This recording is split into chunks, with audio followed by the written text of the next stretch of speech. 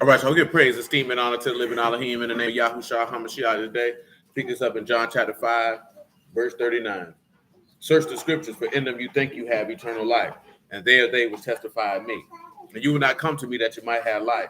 I receive not honor from men, but I know you, that you have not the love of Elohim in you. I come in my Abba's name, and you receive me not. If another shall come in his own name, he will receive. How can you believe which receive honor one from another, and not the honor that comes from Elohim only? Do not think that I will accuse you to Abba. There's one that accuses you, even Moses, in whom you trust. Had you believed Moses, you would have believed me, for he wrote of me. But if you believe not his writings, how should you believe my words? Well, praise be to Elohim in the name of Yahushua. Let's go and get to Isaiah 28.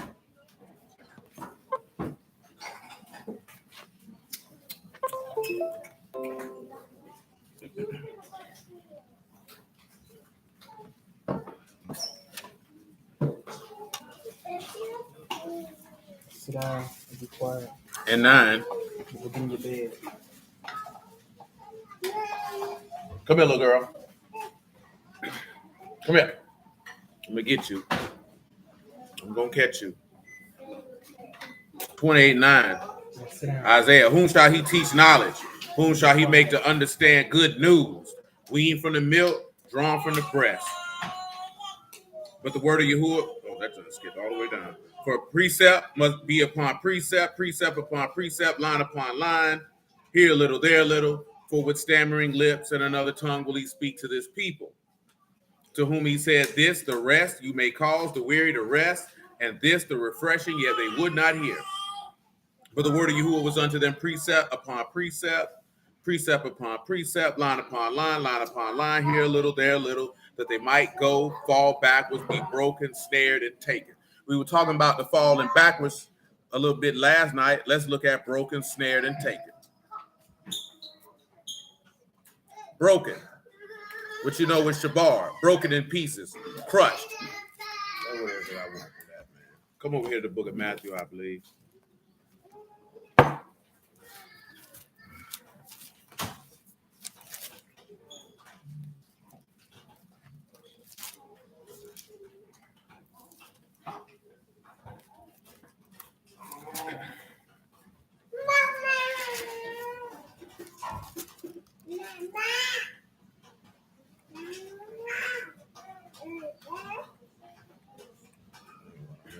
There it is. Matthew chapter 20, verse 42.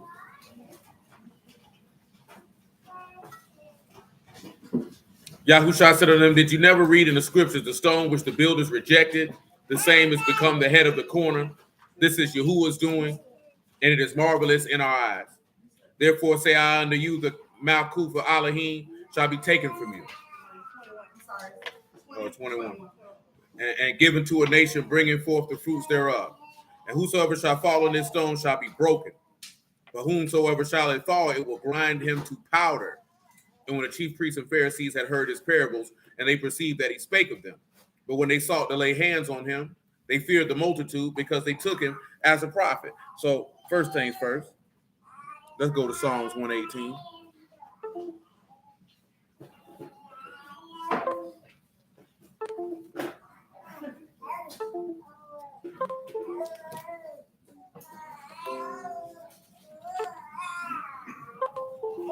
I can run through the whole chapter of Psalms 118, and we can knock this one off our list. Psalms 118 and 1. Oh, give thanks unto Yahuwah, for he is good, because his mercy endure forever. Let Yasharal now say that his mercy endure forever. Let the house of Aaron now say that his mercy endure forever. Let them now that fear Yahuwah say that his mercy endure forever. I called upon Yahuwah in distress. Yahuwah answered me in a large place. Yahuwah is on my side. I will not fear what man can do unto me. Yahuwah take my part with them that help me. Therefore I shall see upon them that hate me. Now see, they threw that my desire in there. So let's take a look at some.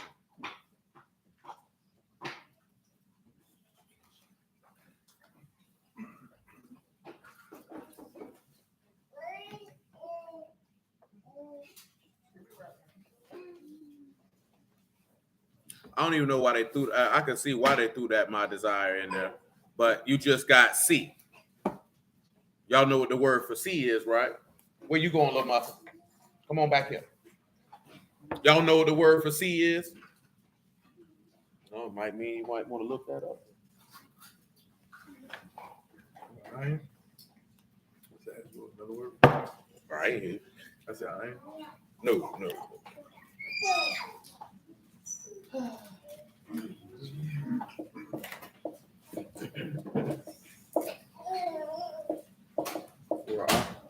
Yes, Ra, which is another word for pastor or shepherd, if you would. So you will see those that hate you. Not necessarily that you're going to see that desire, but you're going to see the people who despise you. Now, that's another matter for another time. Look at verse 8 and look what it says. Of course, that part and that help is Azar. Y'all know the word Azar, right? Oh, you might want to look that up then. Little Muffin. What you got going on? Huh? What you got going on?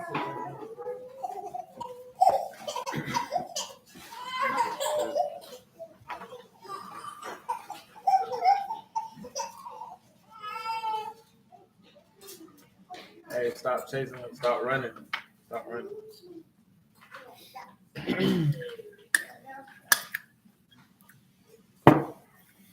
Y'all found it yet?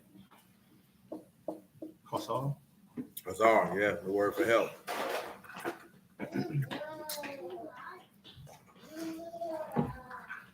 Yeah, what do you mean? Oh, to put trust in. Man.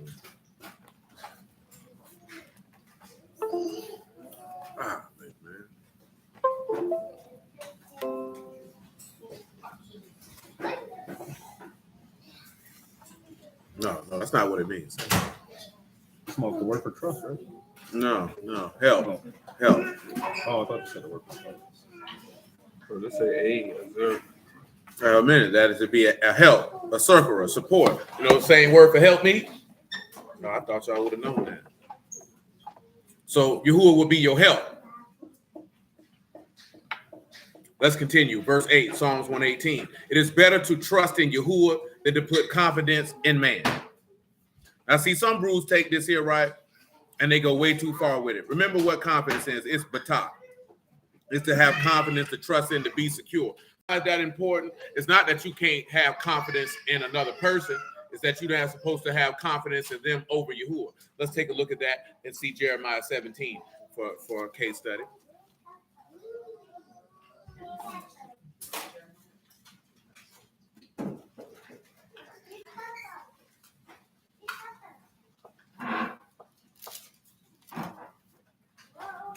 (17 and 5).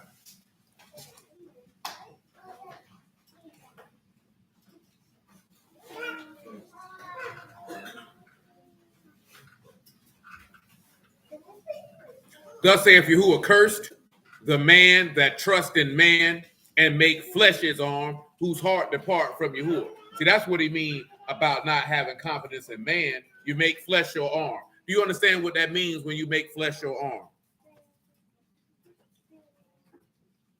Oh, y'all don't understand what that means? No, that ain't that. Well, let me put this out the way. What does it even mean to say someone is your arm? No, come over here and let's look at. You can say strength, but Ezekiel 20.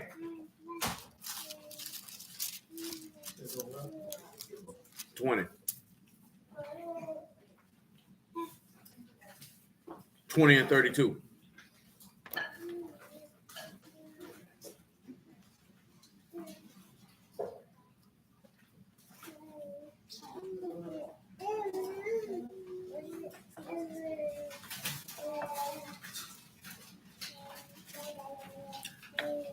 Ezekiel 20 and make it 33.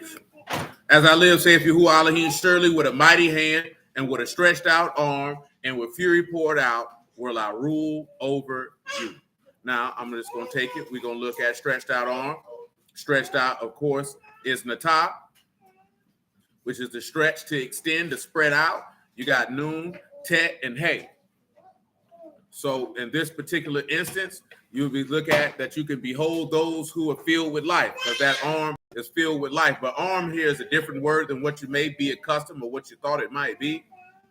And it is zerah. Zayin, Rosh, U, and Ayin. And that's why I say you can say strength, but it's also the sign of political or military force.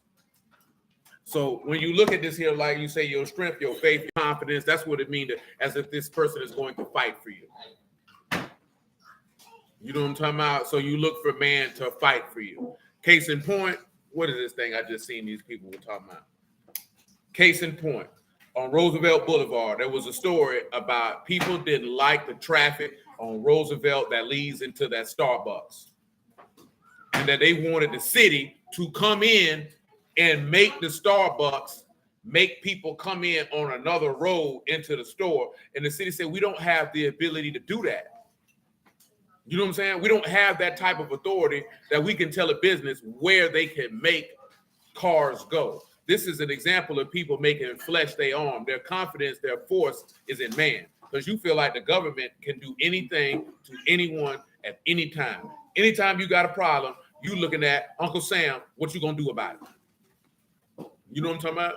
Uncle Sam, what you gonna do about it? You know what I'm talking about? And Yahuwah says that you are cursed if you have turned around and made flesh to be your arm. Let's return back to Jeremiah 17. That's what a lot of times you'll see he's saying his arm is stretched out still. All right, you familiar with that? Oh, you are. I didn't know that, Ruth. Let's see if they got the same thing. Same thing. Let's continue. Jeremiah 17:6. For he shall be like the heath in the desert, and shall not see when good come, but shall inhabit the parched places in the wilderness, a salt land, and not inhabited. Let's look at parched.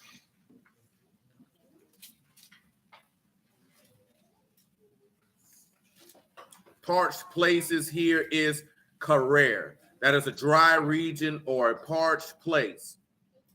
What would you believe that parched place is? What would you believe that salt land is? Salt here is Mel'akah, and that is saltness, barrenness, saltiness. A desert, a barren land.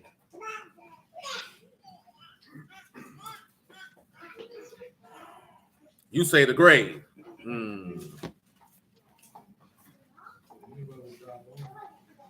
Well, let's take a look. Come over here to Luke 14. I think it's Luke 14 that I desire for the salt land. I smell more oligarch than citrine. 14:33. So likewise, whosoever he be of you that forsake not all that he had cannot be my disciple. Salt is good, but if the salt have lost its savor, wherewith shall it be seasoned? It is neither fit for the land, nor yet for the dunghill. Men cast it out. He that have ears to hear, let him hear. The parched place is the valley of Hinnom. You know what I'm talking about? The salt place, because your salt has lost its savor and it serves no purpose, it's still the valley of Hinnom. You know what I'm talking about? Because you got to understand, he said that those who cursed him, man, this is what they're like. So what are you liking them to? The place where the sinners go. Let's take a look. Revelation 21, just on the screen.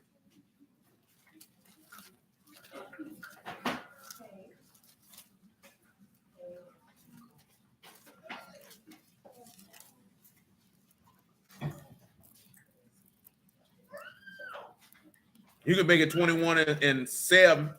Make it 21-5.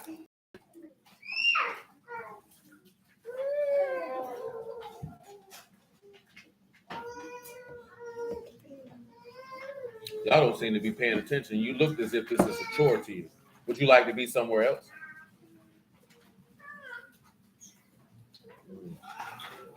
What about you, Stank? Are you paying attention? What I just said.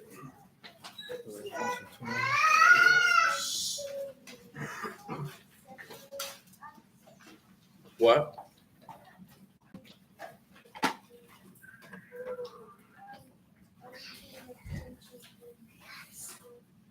I didn't say that.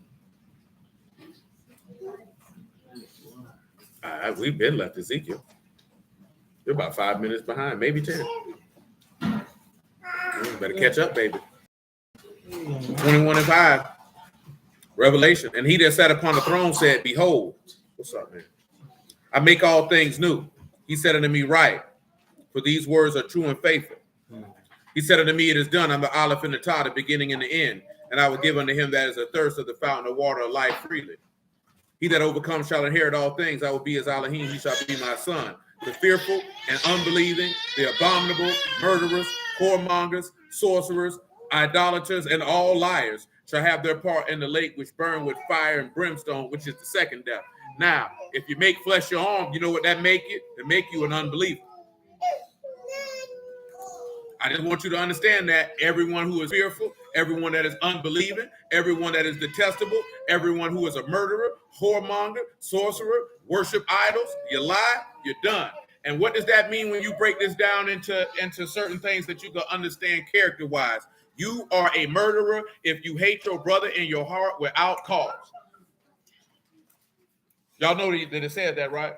You know that's what made Cain a murderer. You know that's why they had to get, again, that's another reason why they had to separate Ishmael from Isaac, because he was going to eventually kill him.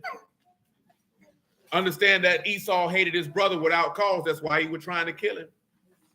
See, that ends up happening, that envy well up that make you a murderer. If you got hate in your heart for anybody, he never said you couldn't have no hate. He said without cause. Let me go ahead and show it to you in 1 John. Because you might have some hate for somebody. Because remember what David said, I hate them with a perfect hatred. I count them as my enemies. So I don't want you walking around and say, you can't hate nobody. So some people, you can hate them.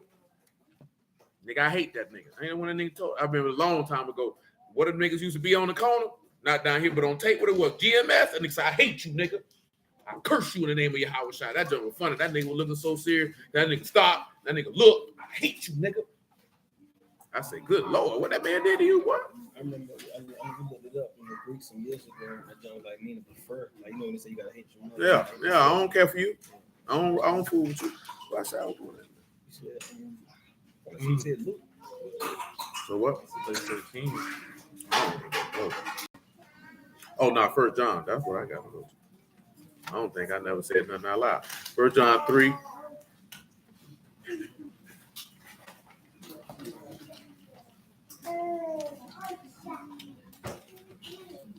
You can pick it up at verse 8. Definitely getting more oligarch.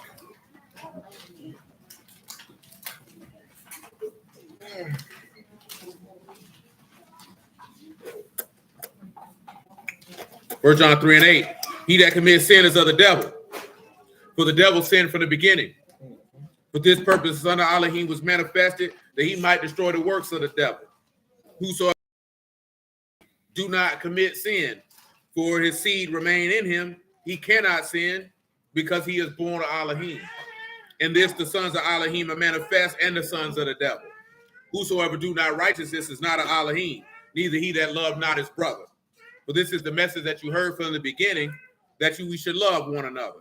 Not as Cain was of that wicked one and slew his brother, wherefore slew he him, because his own works were evil and his brother's righteous. And again, and I just referencing this because people like to tell you this, people like to tell you that Cain was born because Satan had sex with Eve. Now, I'm going to ask y'all this to make sure that y'all know the answer to this question. Why does the Apostle John say Cain is of that wicked one? And how would you back that up with book? We say Bible. Nah, he said he was of the wicked one. So not just the act of committed murder, because you could just say that. What if you were pressed and they was like, I know that, but how can you prove that he is of the wicked one without his mother having sex with Satan? That's what I was taught. See, they gonna see the seed. See, she had sex with the devil because that's seed. I'm just telling you, that's how these niggas talk. You know what I'm saying? You got to be able to deal with the smarty art nigga, huh? You the smarty art nigga, huh? But let me ask you this. He said, it don't say that in Genesis 4. It say it in other places. You got to show him about the law. Now, the first thing you let him know is you let him know, he says, you are of your father, the devil, and then the lust of your father you will do. Well, see, it said he was his father. No, you have to follow. See, you understand something, right? You're not dealing with normal people. See, this y'all problem. Y'all thinking you're dealing with a rational person. If a nigga tell you that Satan had sex with Eve, he's already irrational. So you can't have a conversation with him with something that you would say to somebody else and be like, oh, he'll get it. You have to be so anally particular and specific for an individual who's thinking in that fashion. You know what I'm saying? You have to exhaust everything because this person ain't got no sense.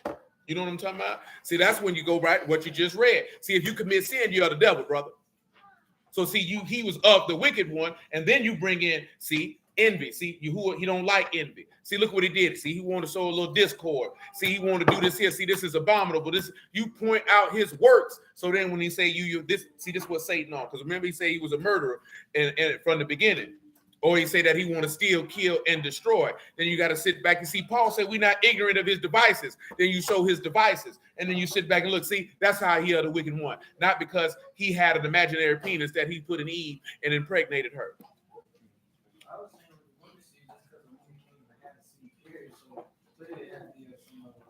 But see, you got to understand. An individual who think this particular way, they going to see seed and say, see, that's seed. He nutted in her. I'm just telling these are conversations that I have heard. You know what I'm talking about? I'm not telling you this here so I can be anal. Because, see, y'all don't talk to people like this here. But you need to be prepared in case you do.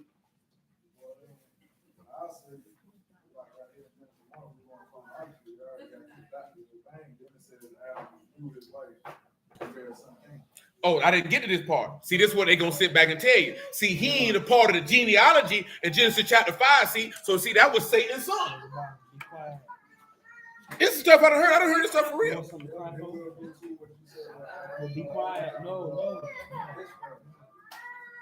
Yeah, that's what I'm just trying to push you to boom, boom, boom. This is how niggas think. You understand me? This is how niggas think like this for real. Because guess what? You can go to Genesis 5, and we could go to Chronicles, and we could go to Luke, and we going to see he ain't there. And that's when you look him in the face, he ain't there because he ain't the son of God. Why he ain't the son of God? Because he commits sin. You don't get listed with the righteous when you a sinner, and that's when you hit him with the book of life, and that's when you say, hey, man, whosoever sins against me, I will blot out his name. And that's why Cain ain't there. He blotted out. See, that's what people don't even realize. Cain ain't never getting in. He ain't never getting in. And he ain't getting in because I don't want him to get in. You see that his name is blotted. Do you not understand the book of life is nothing but a genealogy in heaven? That's all it is. Do you know what I'm talking about? It's just not some great old, big old book. Pause. Think about it like this here. In the book of Ezra, what did you see in the book of Ezra as it pertains to what I'm talking about with the book of life? What did you see in the book of Ezra? They opened up the books of the genealogy for the priests. And whosoever name was not found in the genealogy, he polluted the priesthood. What happened to him? He was kicked out. You can't come in. You booted out. Remember, that's why Paul say don't beef about genealogies. The book of life is not, the book of life, truth be told, is like the book of Chronicles. Open it up. This is such and such, son of such and such, son of such and such. Can we find you in the family rolls? That's it. That's all the book of life is. Because what is it? It's a book of life. It's a book of genealogy. Or you could go back, you could look at it in the beginning of the law. This is a genealogy of heaven and earth. That's all it is. And if I can't find your name in the family roll, how we know this? Because what did we just read in Revelation 21? He shall inherit all things and he'll be my what? My son. If I can't find your name in the roll, that means you're not of my family. You can't get in. You know what I'm saying? Cain is not in the genealogy in Genesis 5. Cain is not in the genealogy in 1 Chronicles. Cain is not in the genealogy in Luke. Shoot. So guess what that means for Cain? He's been scrubbed.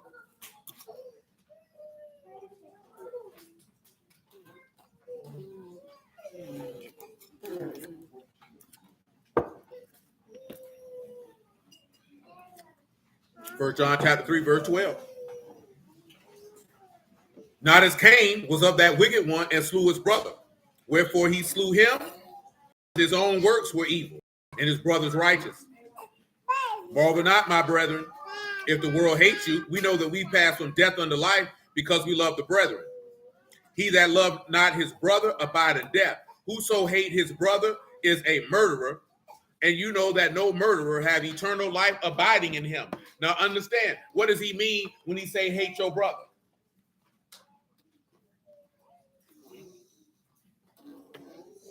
What? No. What does that mean?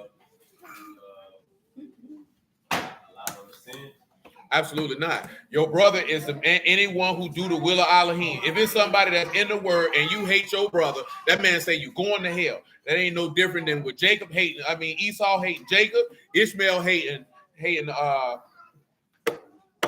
Isaac, who we just mentioned, with Cain hating Abel. You hate your brother, well, you going to hell. Who is your brother? He that do that man do the will of Elohim, and you hate your brother, then you just like Cain, nigga, you gonna murder. Because really your deeds is evil and his is righteous, and you know it, and you gonna kill him. So you ain't killed nobody. Well, you know how many people going to hell ain't never lift up now pistol? Ain't never shot at nobody, ain't picked up no baseball bat, ain't stabbed nobody, and they going to hell. Because they a murderer, ain't no life in them. Now, when it comes to being abominable, what things can you list about being abominable?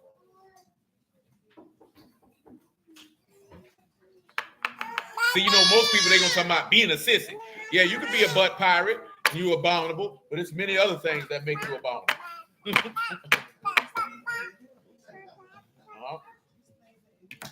I don't know. That doesn't tell me. You got to be more specific than that.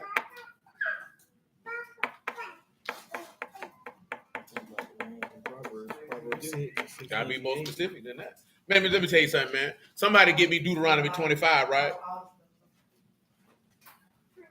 Go to about verse 14 and tell me what you see. 25 and 14. You said that like you were going to read it. I know you weren't, because I wasn't going to ask you to. No, I'm only saying that there's a lot of brews. They be sitting there, their wife be reading along with them. Man, I read by myself. I don't want you to read for me. I don't need you to do nothing. Just sit there and look. Look and listen. Nigga be sitting there, they got their old lady with them reading. Nigga, get the hell out of here. You need help from your wife to labor? That boy, that went and bought a Manscaped, shaved off all his hair. He's smooth down there. He ain't a man no more. Straight up, you know, that's the thing they teach young men to do now. You got to shave your balls. Shoot, you laughing. Every time I go in Target, boy, they got a big old Manscaped thing over there, man. You don't go where men's stuff at? You wear men's deodorant? Hey, you got a strong pH, huh?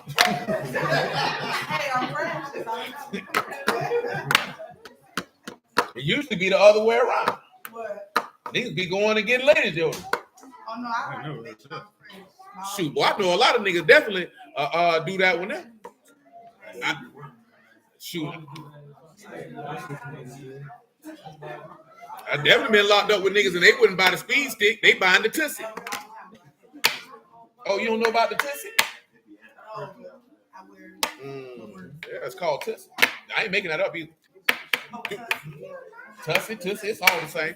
25 and 14. Go on here, let me hear what you got, man.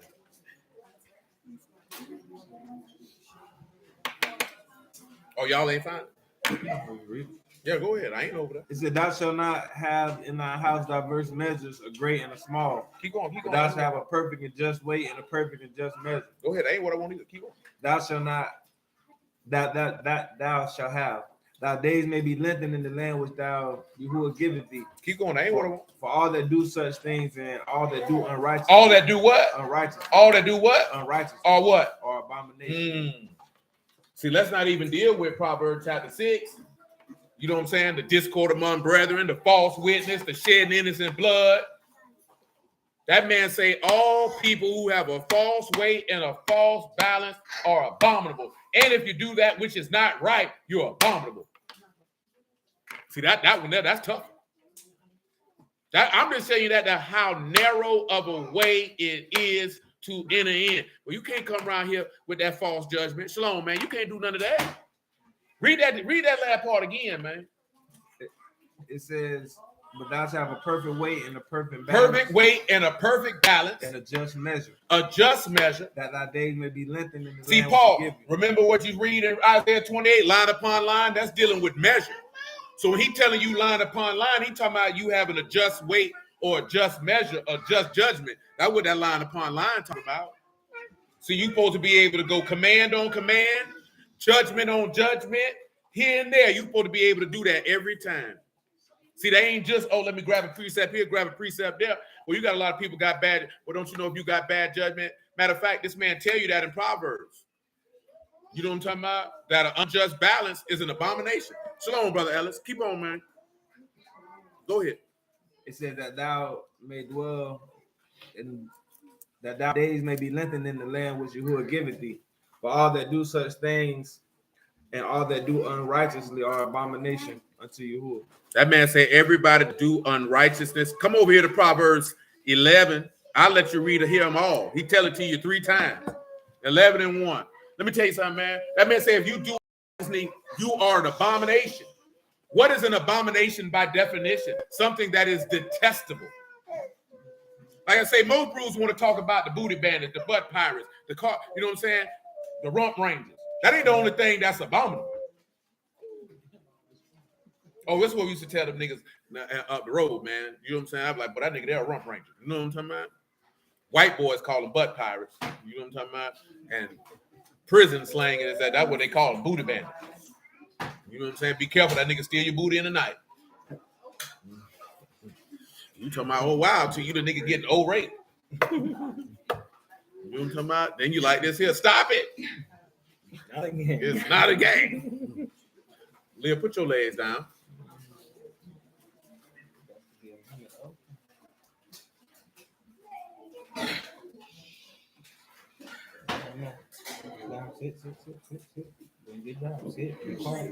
Sit and be quiet. What we doing right now, y'all, is going through the things that he said would keep people out of the kingdom according to Revelation 21. We talk about abominations. We just talked about a murderer. A murderer is anybody who hates his brother, and your brother is he that do the will of Elohim. See, guess what, right? If you say I hate sinners, you can't be considered a murderer. He's not your brother.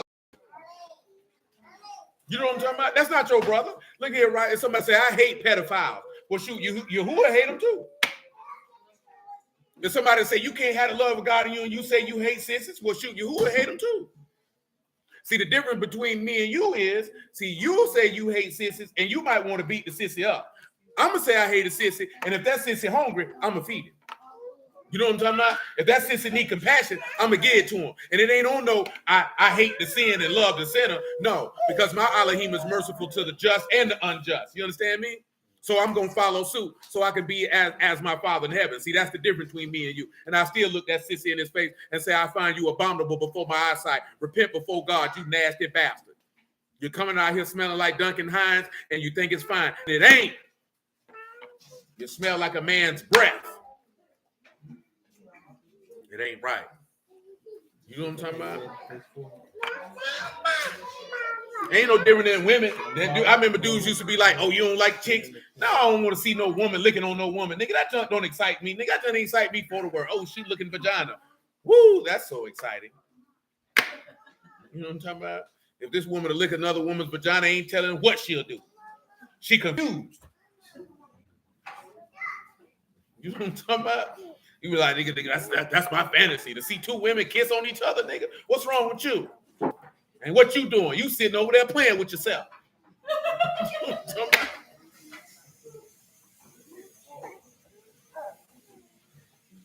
Just how you describe it, nigga, all that junk sound perverse. But they tell you it's the dream of all men and what you should aspire to. You know what I'm talking about? Nigga, all sharing all these bodily fluids like this here. See, nigga, to my soul tie, you need to worry about no soul tie. You better worry if that hoe gonna burn you, boy. Ain't nobody had no drug, no STD test before you came in here. You niggas just came in here and swap spit. swap fluids, just nasty. You just met her yesterday. I just seen your man say that when Anton say that. You hit him raw? He said, I ain't never did that. I took health class. I was scared. Then we looked at that nigga and say, nigga, stop lying. He said, I ain't never did that, man. That's a grievous mistake. One dude said, I did it before. He said, I got burnt, and it ain't good. Well, I told y'all that before. I got homeboy, he got burnt 3 times by the same chick. I said, boy, why you kept going back? He said, well, good, man. They said that burning coochie, good coochie. I said, but bro, you knew she was burning. I said, she got you the first time. Why did you go back? And why didn't you say nothing? He said, I wasn't really sure with her. That show was his favorite artist. Well, I mean, man, my dog was getting off at the time. You know what I'm saying? Yeah, then when he got burnt the second time, he realized it was her. Like he thought it was her the third time. But the second time, the first time, like he thought it was her. Not the first time. He just got burnt. He just went. We was out there at his house. That nigga like this here. He like, man, I just left the clinic, man. Whole burnt me, man. I'm like, nigga, you wild. Then we come back around. And nigga say she burnt me again. Came back and said she burnt me again. I said, come on, bro. This true story. I ain't making this up. I wish I was. I ain't gonna call his name. You know what I mean? He did, man. You know, we were young then, so you know what I'm saying? That nigga was reckless. He was reckless in every area of life at the time. You know what I'm saying? You know what I'm talking about? But see, he one of them dudes I was telling Nisha, like, he's the anomaly for young men that just have sex with all. But then again, now, some young men got high numbers because, you know, these hoes forwards and low. Or these bust downs. You got a lot of dudes who got high numbers of having sex with women. These ain't quality women. You can take their whole record and it might equal up to 1 or 2, like this a bad chick. Now he got 60 chicks, but she only equal up to 1.5 bad chicks. You know what I'm saying? Because some niggas hit anything. I just seen my dog say everybody got a fat hole ducked off. I say, boy, this nigga here wild. You know what I'm talking about? But I know they ain't lying because them niggas used to talk like they were young. Like, man, shoot them holes and pick it up. I'm finna hit this fat hole house. I was like, boy, you nigga wild. I'm finna go home. You know what I'm saying? My dope gone. I'm gone. You know what I'm talking about? Them niggas like this here. Hey, you can't mess with dudes who get on cocaine, man. They be on cocaine late at night. They want to rip something. You know what I'm talking about? Niggas' eyes like this here. They can't go to sleep. You know what I'm talking about? That's why he say you're children of the darkness.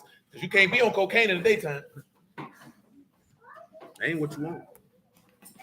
Ain't what you want. Proverbs 11:1. You ever seen a nigga on cocaine in the daytime? Man, them niggas be sweating.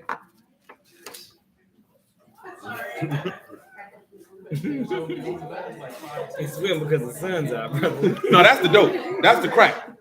Crack lasts about 5 to 20 minutes. But cocaine, they can get by anywhere from about 45 minutes to 3 hours, depending on how potent it is. Now that'd be the crazy part. When they hit the lines, they go to sweat. Man, look at man. I remember my homeboy that used to smoke a boom, and they go like, boy, yeah, this nigga going to the bathroom. That's how you know it's fire. Could make your bowels move. I was like, man, you niggas, wow, nigga. Ain't just like that. Yeah, man. That's how they live out here, man. That's what I'm trying to tell you, man. You better watch your seeds, nigga. Next thing you know, you'll be out here on coke. Yeah, man. When our homeboys was on coke, when we was in high school, we didn't even know he was on coke, nigga. We 16. This nigga on coke. Homeboy, he on that what you call it club the other day. He on that M. Oh, he on that Molly. Ain't nothing jolly. I say, you Nigga, man, niggas on drugs, man. You better pray for them. I just seen a dude say that, man. He say, pray for your people who ain't in the truth. I ain't praying for them niggas. Soul ain't. I ain't praying for none of them niggas. You know why? Cause the Lord said, I don't pray for the world. I don't pray for them. Shoot, I'm gonna follow that's what the Lord said, didn't it? He said, I don't pray for the world. I don't pray for them. Now I get why he said it, because his point was, think about the people who prayed for you when you was in darkness. And I can say without a shadow of a doubt, it wasn't a single solitary righteous person praying for me. You know what I'm saying? Like straight up at the end of the day. But I understand why people think like that. People really believe somebody praying for you is moving Yahuwah to give you the word. But like I told you last night, but it was already signed, sealed, and delivered. Ain't nobody praying for you, getting you on no word. But Yahuwah had already made that determination. You know what I'm talking about? Because we already know that. How can somebody in your family be praying for you and you, shalom, man, and Yahuwah is not listening to them? Shalom, brother Shaul. Shalom, Sharon. Shalom, big time. You got to think about that, man. What we just looked at last night, that man opened up your heart. That's because that's what he chose to do. It didn't matter what anybody was going to pray. Because guess what? You could pray for somebody to get it, and then you really praying for them to be damned because he wanted to get it to be a testimony against them when they reject it. See, like I told you, been telling you, most brews are just happy that you participate, that you acknowledge you a Hebrew. Oh, I keep the Sabbath. But your heart ain't been transformed. You know what I'm talking about? So now you're going to have your problem. And that ain't what you want. Proverbs 11:1. Let me run through these 3 verses. It ain't nothing deep. A false balance is an abomination to Yahuwah. A just weight is his delight. Let's look at balance. Let's look at false balance. Let's look at all of that. And then I'm going to ask y'all for an examples of somebody who showed a false balance.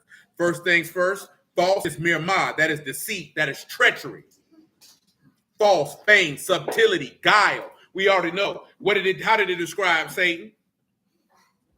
In Genesis 3:1.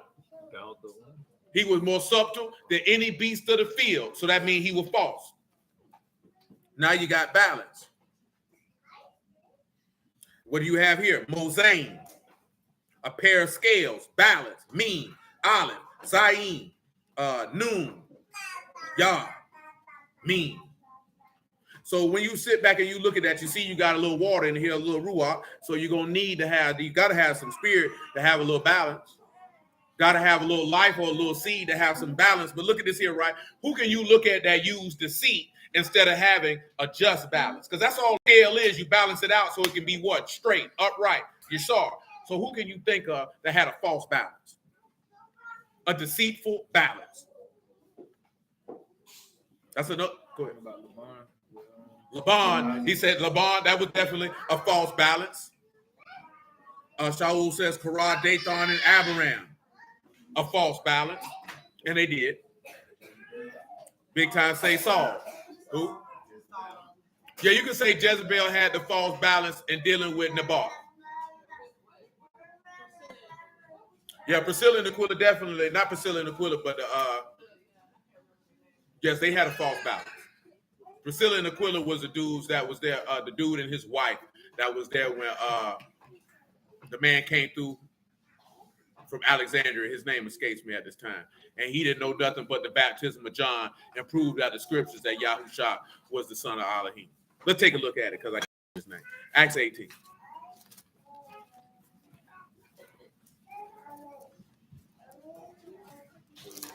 There she go. Ananias and Sapphira. That's their name. 18-24. Acts 18-24.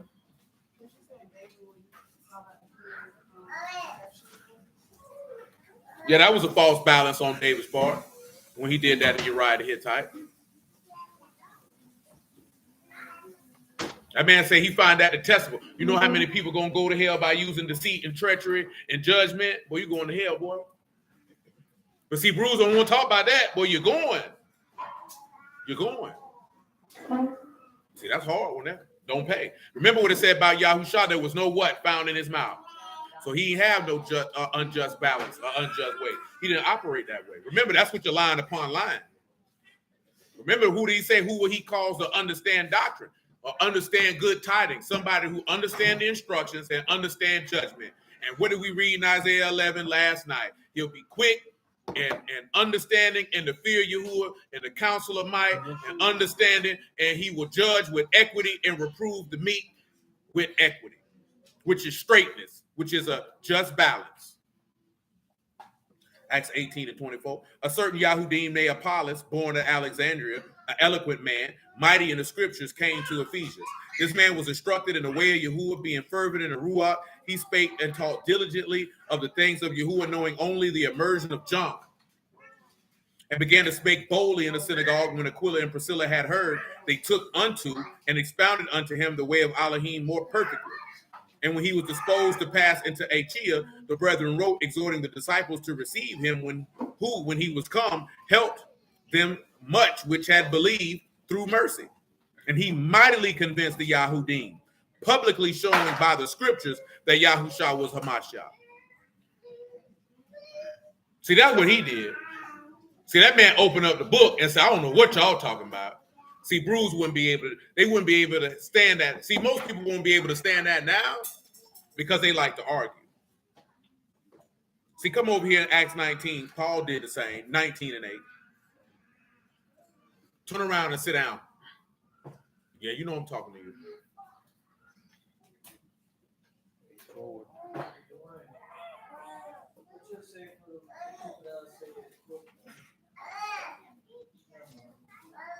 Oh, try to say that his wife taught him? Oh, yeah, niggas teach that every day. I'll walk away. Because still on, Brother Reynolds, when you dealing with somebody with that there, man, you got dudes that's just intent on making a woman his equal partner. And you can't do nothing for a pussy nigga like that, man, but to walk away. That's a man who wants to share his rule and dominion with a woman. You can't do nothing with that. She a co-heir with you, but she don't have dominion and rule with you. She inherits with you. She not going to rule with you. I don't even respect a man that need his woman to rule. That means you needed your woman to be your mama. That means you ain't fit to be a man. I can't associate with you. Not when it comes to that. That's why I was clowning about that earlier about niggas. You got your old lady read. Nigga, I read by myself or I have my old lady read with me.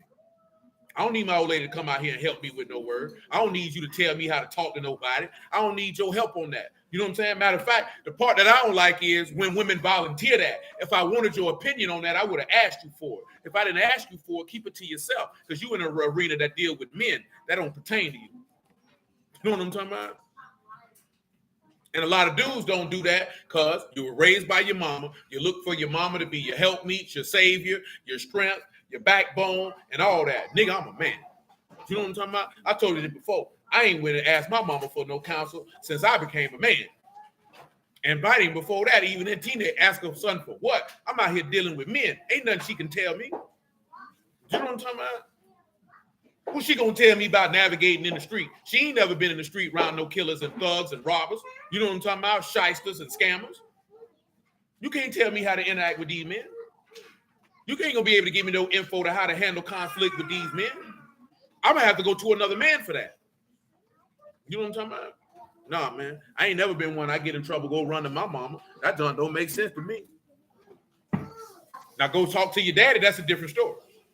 If you got a little trouble, you went to go, let me go holler at my dad. I ain't mad at you. You know what I'm talking about? You get in trouble, the first thing you think about go running your mama? Nah, man. I'm finna go tell my mama. You know what I'm talking about? My mama gonna help me. I'm good. Shalom, Christina. I'm more than good. You know what I'm saying? Ain't no disrespect. Great. Great, niggas. Frosted Flakes. Tony.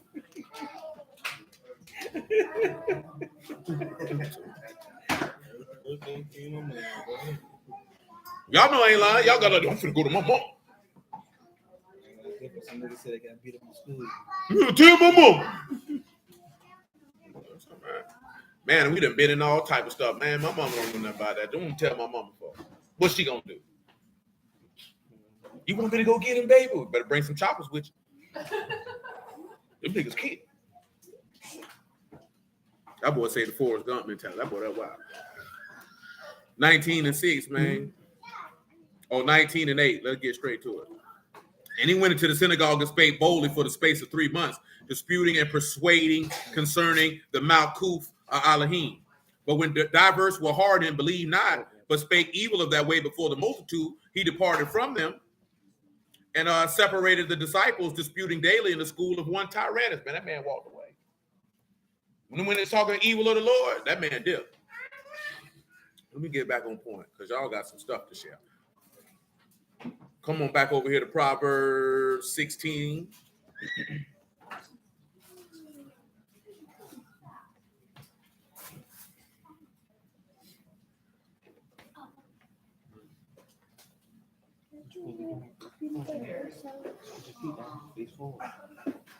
16 and 5, if you would.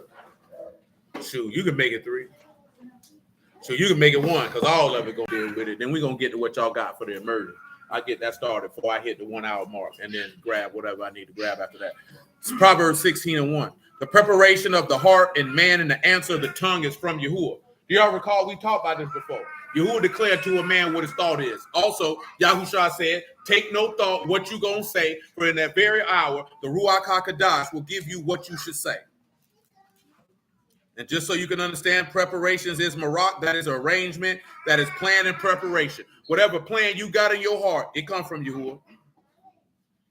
It comes from Yahuwah. And the answer of your tongue, your response, your maneh, that comes from Yahuwah. I don't care what you planned in your mind, Yahuwah going to put his plan in your mind, and that's what you're going to do. What is your other example? He put it in the hearts of these kings to give they dominion over to the beast, that they might rule with him for a couple hours. All the ways of man are clean in his own eyes, but Yahuwah way to ruach. Say everything a man do is clean to him, but guess what Yahuwah gonna do? When you got way, you got takan, that's to regulate, to measure, to estimate, to measure out. How is he gonna measure out? He gonna try every man according to his works, and that's what he gonna get. Let's continue. Commit your works unto Yahuwah, and your thoughts shall be established. See, guess what? What is your thoughts? That's your plan, your purpose, and your device. When you want to commit, that's galal. That is for you to roll away, to roll down, to roll up, to roll oneself, to seek occasion, all that. You're going to go roll with the lamb. You're going to have roll your works up under Yahuwah. And establish your thoughts, of course, is your thoughts, your devices, your plans. See, guess what? When you commit to Yahuwah, then he'll cause your mind or your plans to be established to him.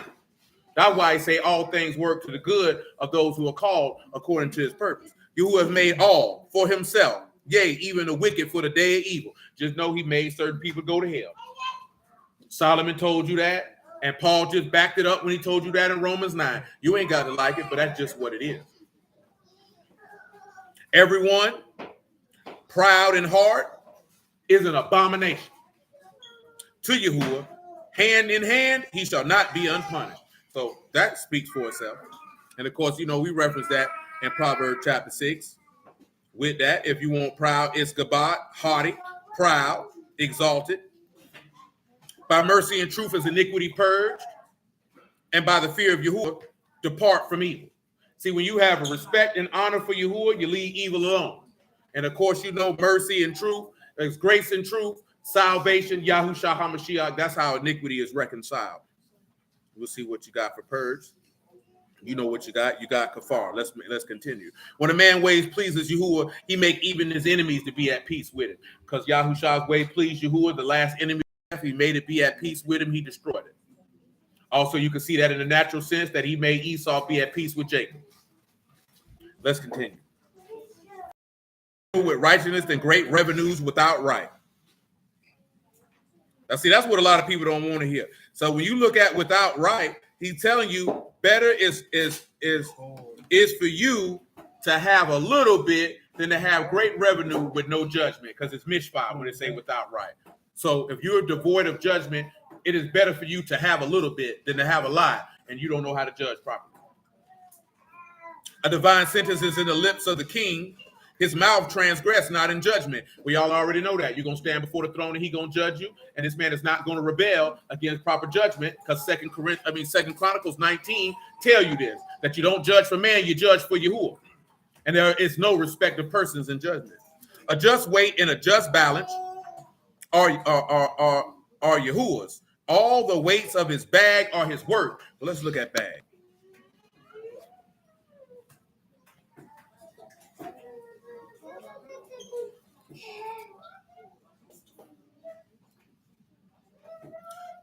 Keys. You got kaf and samah. You can give me what you got. Of course, it's a bag. It's a purse. A bag for money. Kaf and samah.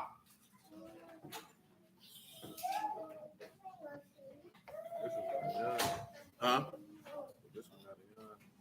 Sure. Throw that in there with it. Kaf, yard, and samah. Hey, cuz. You trying to escape? You said you wanted him to crawl. Now you mad.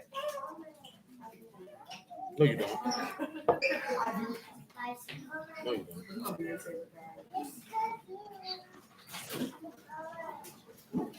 Grab hold and be filled with the right arm. Grab hold and be filled with the right arm, right? Now, what can you see in the gospel that go along with a just weight and balance are Yahuwah, and the weights of the bag are his work? Let's look at weights. What is weights? Eben, stone, common stone, precious stone. Where was we came? All this, remember, we still in Psalm 118.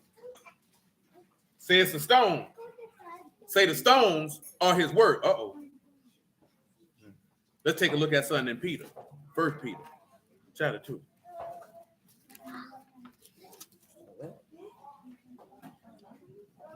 First Peter 2 and 4.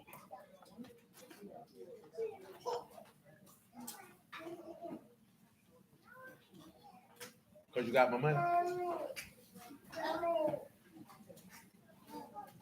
You got my money? Chris, you got my money? You ain't got my money? You got till 5 o'clock. 5 o'clock.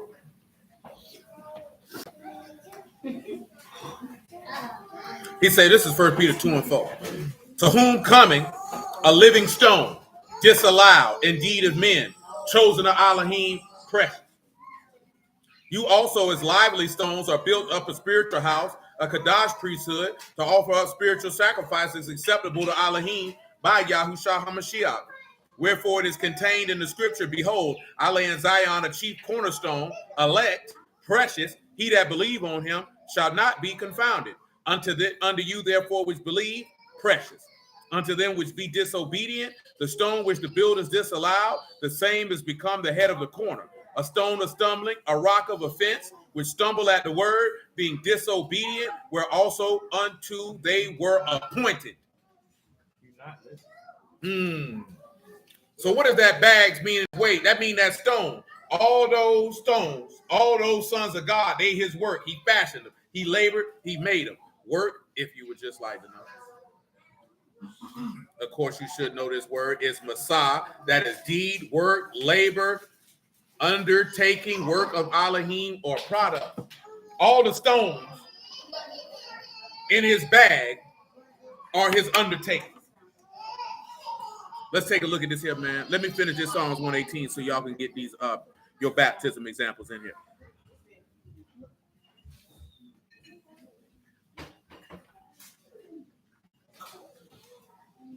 We in Psalms 118 and 8. All that we were talking about came from confidence in man and what that means.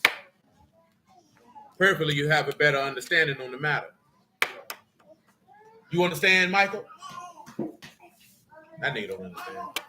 You think she understands? You don't know. What's up, Mordecai? You got my money? You got till 5 o'clock. 5 o'clock. You got money for fake mustaches.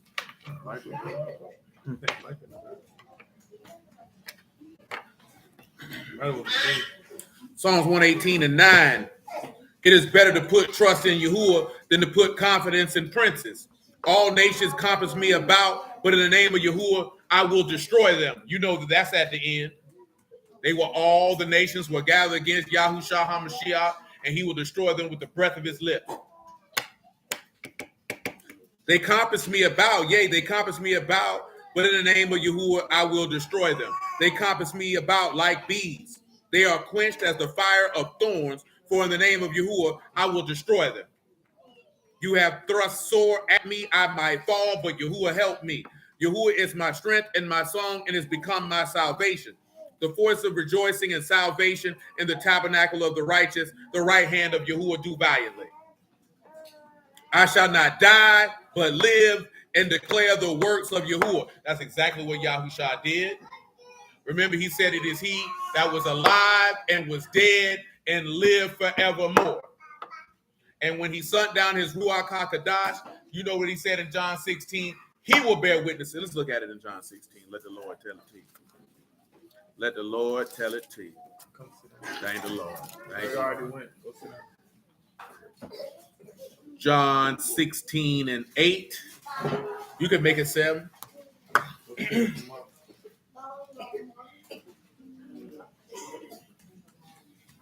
You a babysitter?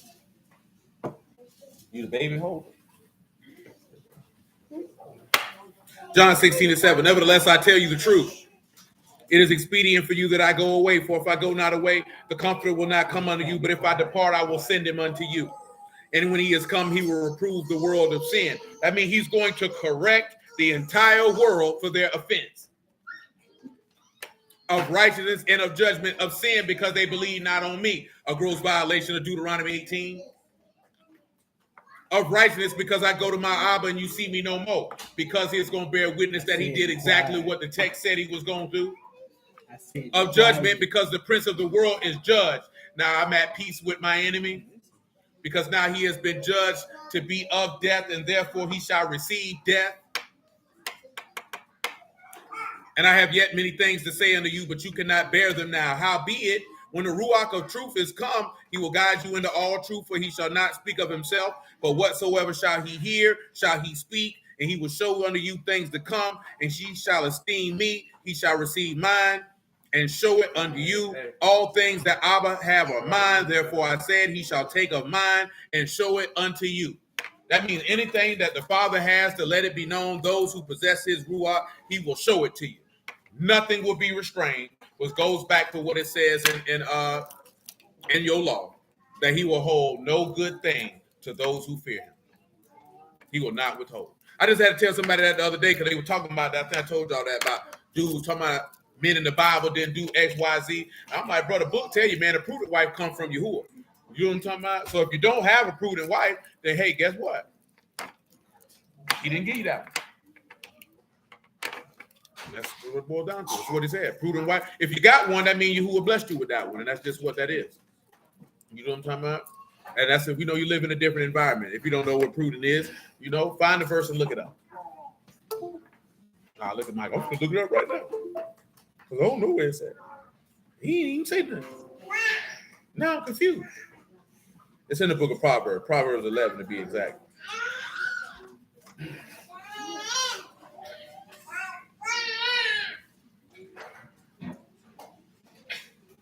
I think it's Proverbs 11.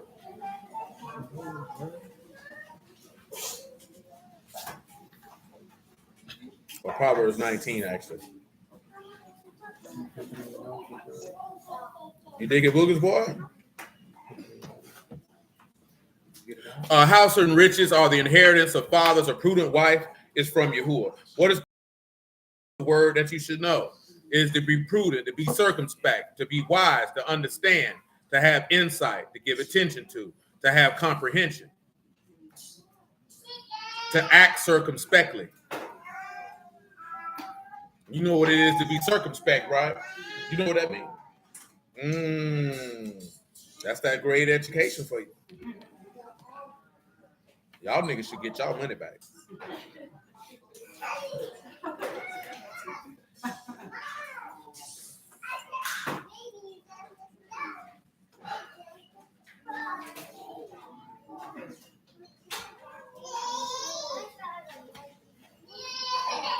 It's wary.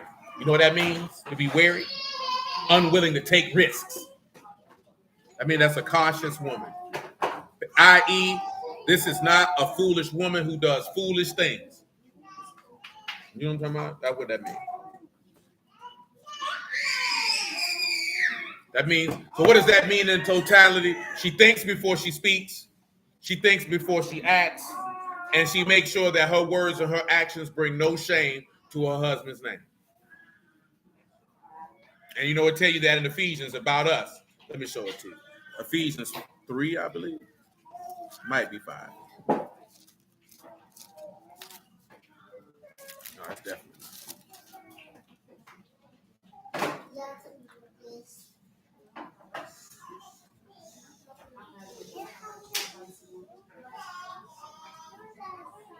Yeah, Ephesians 5.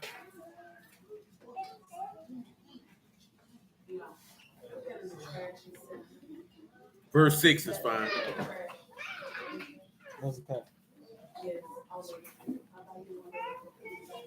Peter, let no man deceive you with vain words, for because of these things come the wrath of Elohim upon the sons of disobedience. And he was talking about fornication, uncleanness, covetousness, filthiness, foolish talking, jesting, things of that sort. And not being a whoremonger, unclean person, a covetous man who is an idolater. We didn't even get to idolatry part in Revelation 21, because idolatry has multiple different angles that can get you cast out this man kingdom. And being covetous of things is definitely one of them. And it ain't necessarily got to be coveted money that make you an idolater. See, that's what got Achan in trouble. He coveted them doggone Babylonian garments and them silver pieces, and he got him and his family killed. He also told you can set up idols in your heart, and people have all manner of idols in their heart. That's anything you put before Yahuwah. I don't care what it is. You know what I'm talking about? Anything you put before Yahuwah, you done set that up as an idol in your mind. That means that's your God. That's who you reverence. That's why they be tripping, but I tell them we not on that, baby. Our God told us not to give our strength to no woman. I'm not putting no woman on no pedestal, and I'm not living my life for no woman. That's not what he instructed us to do. He instructed me to live my life for him. You know what I'm talking about? And she is to assist me in what I'm doing, and then I make sure that she lives her life for me and him. Because if I'm living my life for him, by proxy, she gonna do it too, or she gonna have to get out. You know what I'm talking about? Now, see, you have some women who in a situation like Abigail. You living for Yahuwah, but your husband is not. See, you can't do nothing about that, baby, but to keep serving Yahuwah. That's all you can do. I done told you this before. See, you have a great situation circumstance. Because, see, I'll tell you. Now, see, you might be foolish. If I tell you don't marry a nigga, please know that there's a reason for that. Don't do it to your baby. So I'm telling you, the man you marry is the most single, serious decision that a woman is going to make who want to serve the Lord. Because you going to be bound to that man as long as he alive. You know what I'm saying? I tell that nail that all the time. You don't want to be married to no dummy because you got to follow it. That's the last thing you want. Be married to a dummy. We just talked about that a few weeks ago. You're married to a dummy, that woman's life is miserable. It's like smoking crack every day over and over again. And not good crack either, just in the rain. You're just high enough to want some more, but just not high enough to where you want to quit your stuff. I want some more, but I don't. So you just keep on smoking. And next thing you know, you got 20 years of smoking crack under your belt. You know what I'm saying? Your skin done got bad. Your eyes is puffy. Your teeth done became discolored. Sometimes you bathe, sometimes you don't. You know what I'm talking about? Your children come and look at you and say, I don't like sitting right here when you do my hair. Why? It stinks. You remember that, don't you? It stinks. That little girl was so respectful. She was so respectful to tell grandma her coochie stank. I couldn't even be mad at baby. I say, baby, that's a respectful baby. That baby didn't lift up her voice and say you stink. She just said she was sad and scared. I don't like it down here. She said, why not? It stinks. She said, don't do me like that, baby. I'm finna get up and wash in a second. It ain't that bad.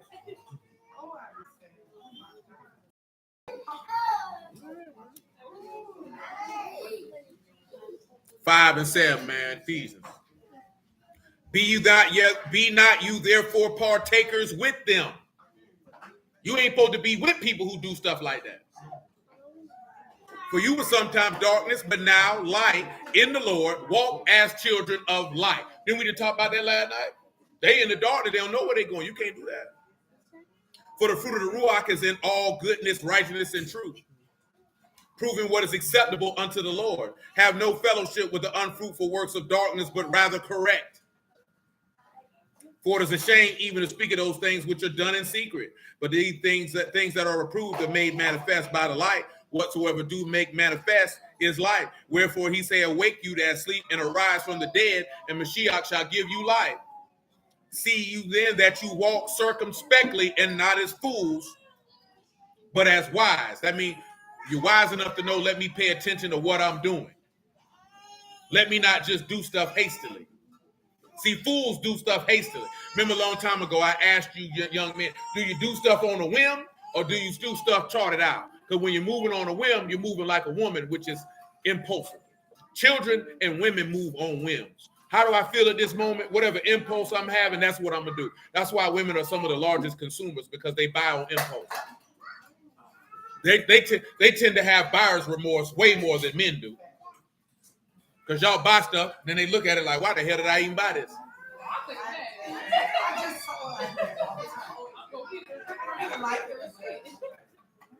That proves the point of the impulsiveness, because you had to take it back. Because most men don't take stuff back because they knew why they bought it and what they wanted to buy it for.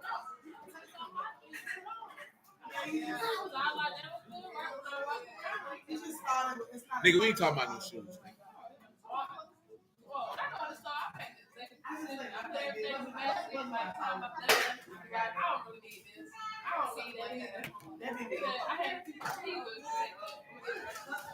For me, it'd be like, that's just not what I think it was. Working the people.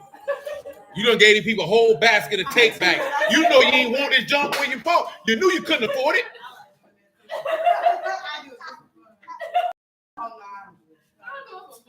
I hope the people hit you with a pack of bubble gum.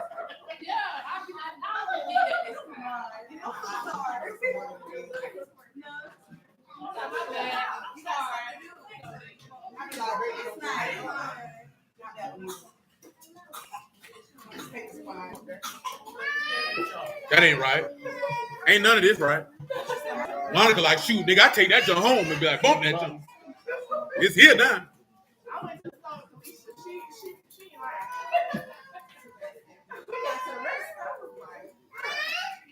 Wasting all that man money.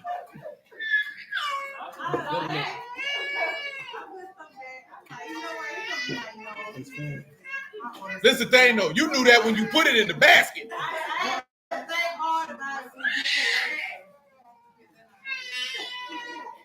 nigga know one thing. Don't get you niggas getting no credit card, no debit card, talking about going to no luxury store. Sit down, face forward. Yeah, the executive decision is you ain't going by yourself. Nigga come back, I got 3 bags, $30,000 worth of junk. What the hell is in here?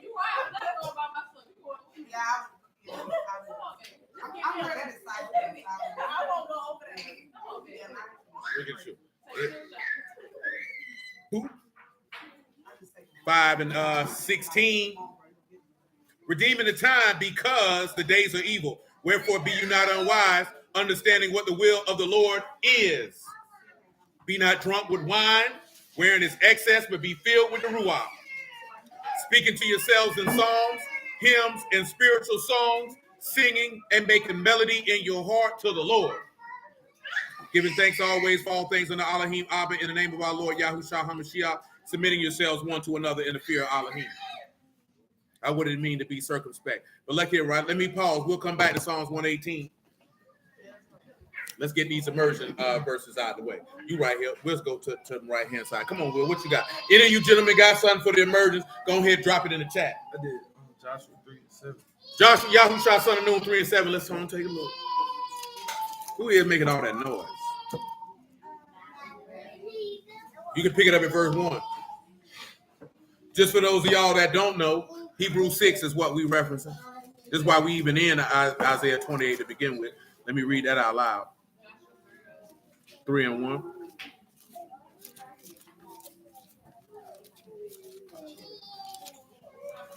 Hebrews 6 and 1 says, therefore, leaving the principles of the doctrine of Mashiach, let us go into perfection, not laying again on the foundation of repentance from dead works and faith towards Elohim, of the doctrine of emergence, of laying on the hands of the resurrection of the dead and of eternal judgment. So we're just talking about things that pertain to perfection.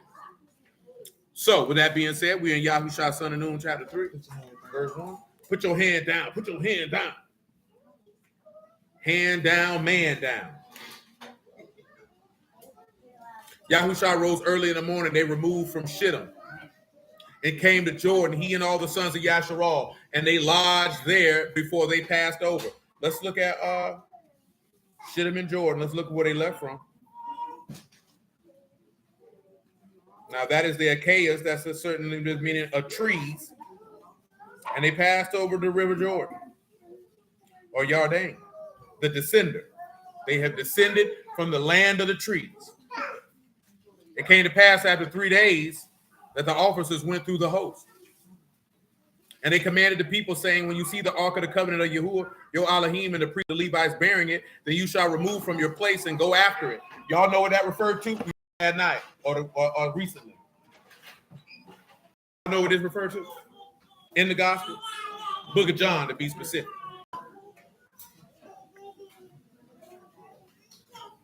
Them going after the Mashiach. That's when John the Baptist said, there go the Lamb of God, and they seen the ark, and they went after it.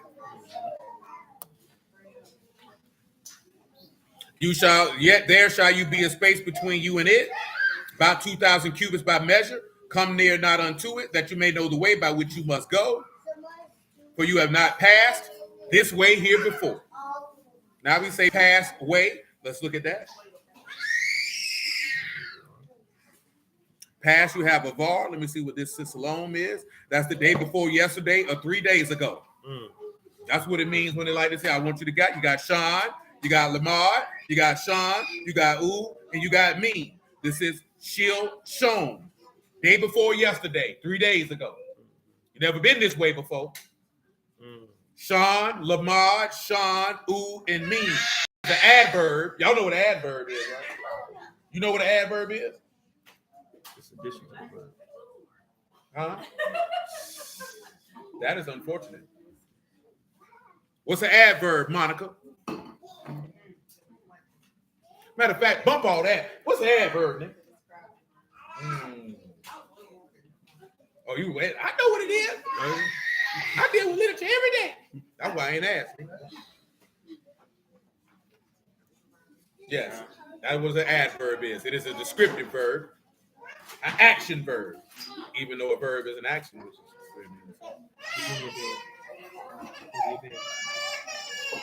at it. It's like an adjective. It's an adverb. Look at this nigga here. This nigga don't want to teach English class. Oh, come on, give me what you got now. Sean, Lamar, Sean, U, and me. This is for the day before yesterday, 3 days ago.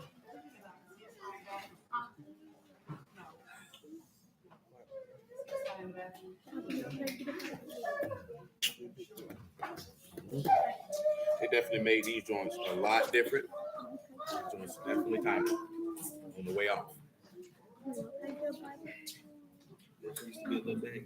Yeah, these used to be a little looser.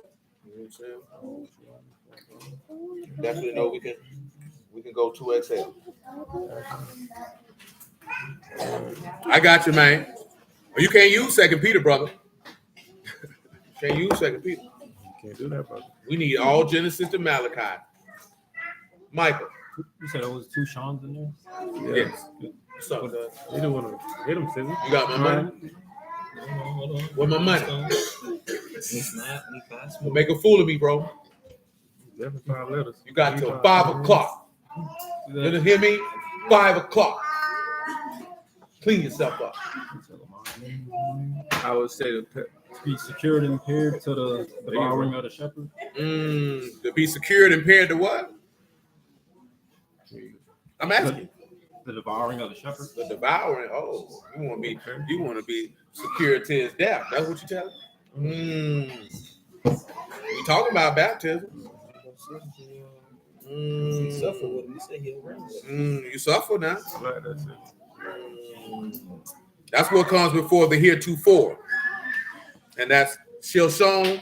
And then the heretofore is Tamol. And that is before that time, these days, past yesterday, so on and so forth. They've never been around this way before. You ain't been this way before. That's what it's saying. No, It had been 3 days. 3 days ago. About 3 days ago. Because it said it came to pass 3 days after they went through. He said, and remember what he said, keep a space between you and it, that you may know the way which you must go. You ain't never been this way before. Let me look at past. You know, way is the rock. Yes,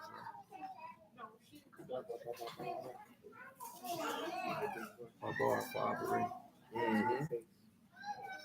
Yeah, you got the passes, that there. So boom. We move on forward. Yeah, do something with yourself. Yahushua said unto the people, sanctify yourselves, for tomorrow Yahuwah will do wonders among you. Let's look at the pause. In John chapter 18, it said the people didn't want to go into the judgment hall because of what?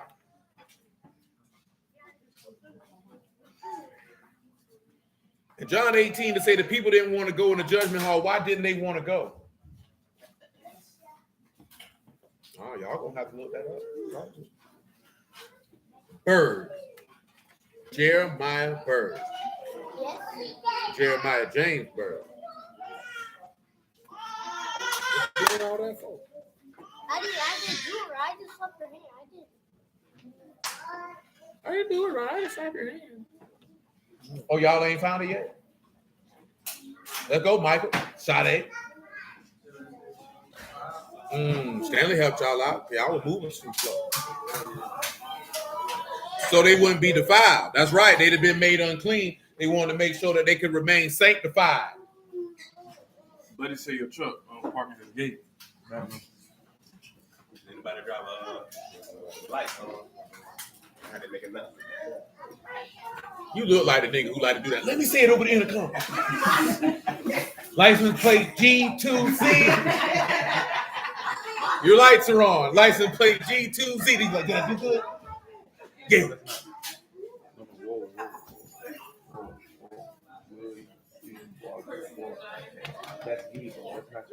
So remember, right? Because of that, they got to see a wonder. What is a wonder? That should be Pala. Y'all know what it is.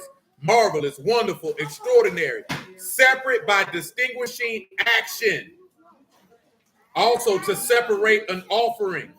And what did he tell you? I will do a work in your days, and that you would no wise believe, even though a man told it to you. When they saw that man hung from that tree, they got to see a wonder.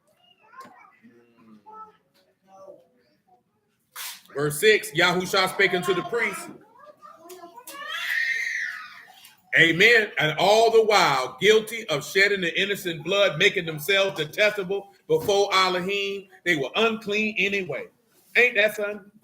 You know what that take you back to what we were talking about last night with that bread and that wine, and then people want to slaughter and kill you were unclean anyway.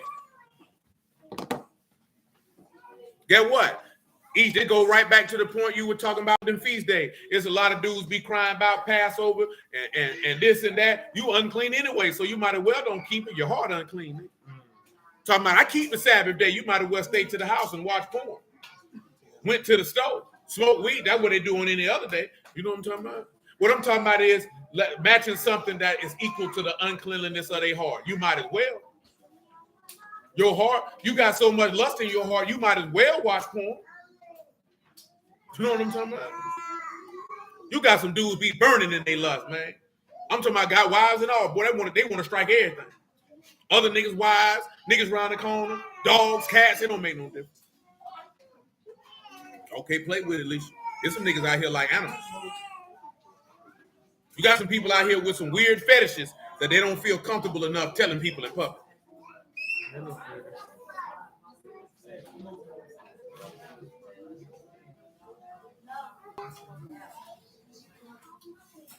I ain't saying that to be provocative.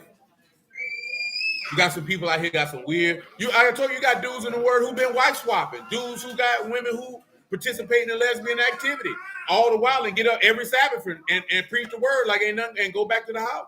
And you know what I'm saying? And they doing freaky stuff. No, get that junk out your brain.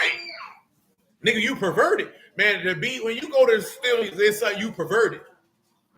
You know what I'm saying? And the only thing that can heal perversion is to release the perversion. Now, you can look at it on the natural side, on the psychoanalytical side, to try to find out where does that perversion derive from? Where did you pick that up?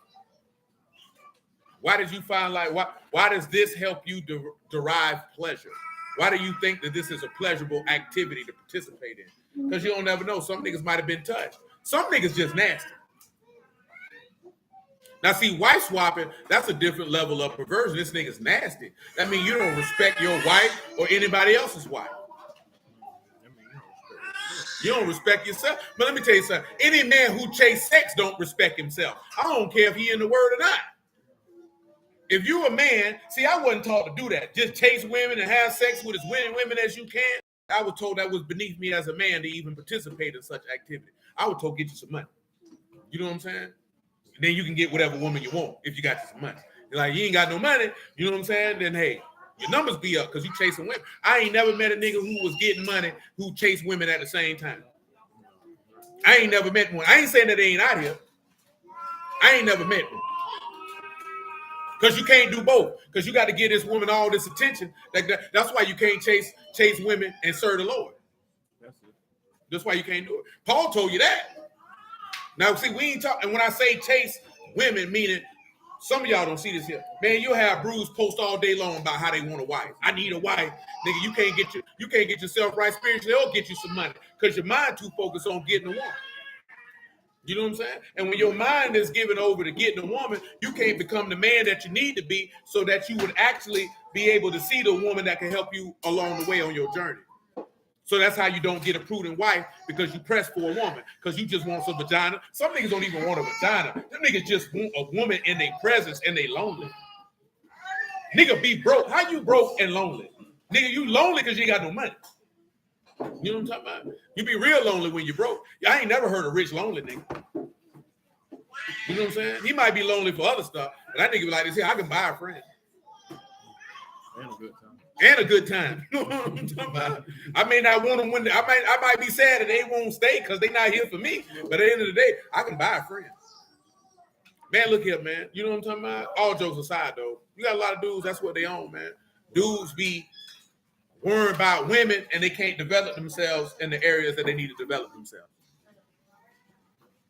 And as a man, you got to focus on developing yourself and not women. You know what I'm saying? Like I say, well, I told my homegirl that. She was like, if I didn't know you, I think you hate women because you've been told that a man is supposed to make his entire life revolve around a woman. I told you yesterday, that's the part with DJ Envy that everybody who had something to say about that video about his wife saying she had no orgasm overlooked. She said it was his life's duty to please me. And that's why it bothered him. Because he had his whole mind that it was his job to please her. That was the part. Niggas stuck on her saying, who gives a damn if she been faking an orgasm? That woman just said, your whole duty in life was to please me and you love to do it. That was the problem. You know what I'm talking about? All anybody wanted to focus on was the organ. I don't care nothing about that. Who cares about that? They ain't got nothing to do with me. But what that woman just said, that's what's the most emasculating part, besides saying, see, look at it. He don't know how to please me. Guess what that makes a whole bunch of other men do? Feel like it's their life duty to please this woman sexually, which in turn will make you her slave for the rest of your life, because you're going to be living your life to please her, not just sexually, but in every avenue of your life. And you know what ends up happening? If you try to serve God, you're not going to be able to do it, because if it don't please her, you're not going to do it because you don't want her to be displeased with you. That's why you can't listen to what a woman got to say. You know what I'm talking about? That's why you can't do it. Because one thing about it, and every last one of you women in here know it, especially if you go unrestrained.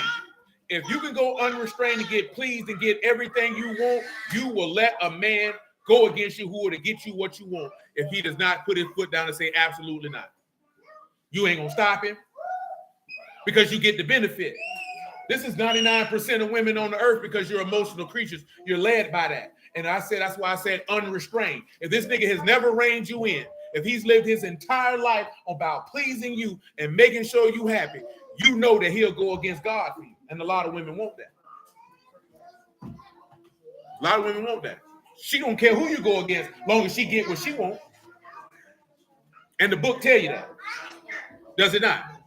Book tell you that a woman is more bitter than death. Her hands are like snares and nets, and her heart is like bands. So he letting you know she will go and have you do anything and get you caught up to make sure that you please her. And as a man, you can't do that. That's why I tell you, son, don't give your strength to women. That's not the way of kings. That's why he tell you that. That's why he tell you that. That ain't no disparaging stuff. You know what I'm talking about? I'm just telling you what the man tell you, because he gonna know how it's gonna end. Nigga, I was talking to a nigga on Thursday, And nigga was talking about you can have multiple wives, and I showed him what it's saying the law, king ain't supposed to multiply his wives. And then he was like, oh, Solomon, the only reason he messed up by multiplying his wives because he had strange wives. It don't matter. And I was telling him it don't matter because any woman can turn your heart away from God, whether she from Israel or whether she is Israelite or not. And what did Solomon get caught up? Because it said that not only because they were strange wives, but because he was older, he didn't have the strength and abatement to resist the desire to please her. Because what he was doing was not necessarily because I want to worship other gods. It's what's going to make my old lady happy. That's why they hit you with the happy life, happy wife. That's why they hit you with that, to make you a slave to a woman's happiness and be obedient to her. And Yahuwah has told you, don't do it. He lost respect, the restraint aspect. Yeah, this is going to happen. And I'm just saying this, this is not to disparage any woman, because if you give anybody what they want and they know they can get it, they are going to take advantage of that. Do you know what I'm talking about? It's just very rarely that a man is in a position to where a woman is just going to give him anything he wants unrestrained. He has to have something going on to where she benefit from him.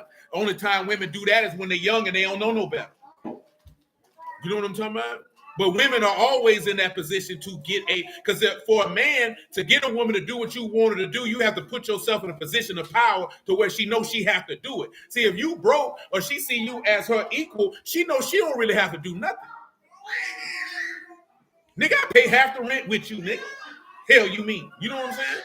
This is how they mind work. But as a woman, they're always in a position that they are going to be taken care of. Everybody knows this. They're going to be taken care of. They want stuff. They ask for stuff. Most men don't go to a woman and say, buy me clothes, buy me this, lest he pimp it. You know what I'm saying? Most dudes ain't pimping. Want a meal and some sex. So they don't care about giving you that. But they know it's certain stuff that they can get, and they banking on you pleasing her and giving her what she wants. You know what I'm talking about? And you can't do that. And Solomon is a perfect example, because he said he didn't have them problems nowhere in his life until he got old. You know what I'm saying? And when you get old, you be like, I don't feel like arguing with that woman. I'm already tired. My knees hurt. Go on ahead and build the doggone Dale. What you say her name is again? Asteroth. Go on and build it. Definitely. You know what I'm saying? Next thing you know, Yahuwah coming through. Boy, what you doing? Oh, man, he hold on. Got me out of pocket. Definitely. Absolutely. If you give a child what they want unrestrained, they will always seek it. Because you living for them. But as a man, you ain't supposed to live for nobody but the living Elohim of Abraham, Isaac, and Jacob. And everybody under your charge got to get on that program or they can dip. I ain't doing nothing for you, nigga. Everything I do for the Lord. Don't ask me to do nothing for you. Don't ask me to buy nothing for you. If I bought it for my family name. I ain't buying it for you. You know what I'm talking about? You out your rabbit mind. Because I'm going to tell you something. A woman that wants something and she wants something separate from you, just in case when she dip, she got something to fall back on. I just had some women to have that conversation. A woman should always, my mama told me you're supposed to have a separate bank account just in case you divorce. Baby, you already out. You already out. You know what I'm saying? They talking about making, we got married. I had one already. I'm talking about they telling you get married, make you one that he don't know about, and put money in it. Man, I kick that whole dead enough face. You can get out. You funky slut. You know what I'm talking about? Because that means that you was looking to benefit from what I built and then take it and dip and go lay up with another nigga. So let me go ahead and expedite the process for you. Go lay up with the other nigga. Take it over there. I have a homeboy just like that. He took care of her the whole time. She had a secret account. Spent all his money.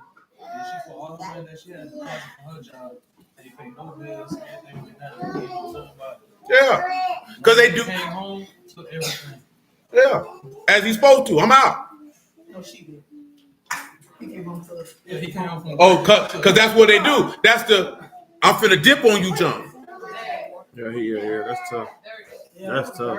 Look, she catch But shit, what do you like you said, right? Money was going. Listen, I'm tell you, right? We married. I'm not acquiring no assets that's only in her name. That's absolutely insane. Absolutely insane. Because if it's gonna be a separation, nigga, I'm getting my portion. No assets. Absolutely not. No stocks, no bonds, no properties, no cars, no nothing. My name got to be on there somewhere because my money bought it. All right. It's only right. I put you on there in case I die.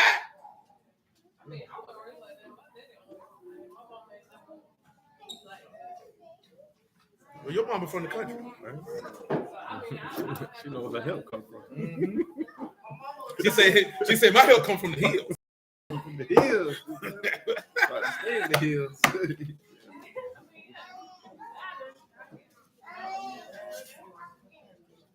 Yeah, but it make it easier to speed up the probate process. That's what people want to be looking at. Even if you got a will, stuff got to go through probate. Help speed up the probate process if it's a clear line of inheritance. You know what I'm saying? But I ain't gonna lie to you. If I had a son name on the asset, even little boot name be on some assets, so they can get them.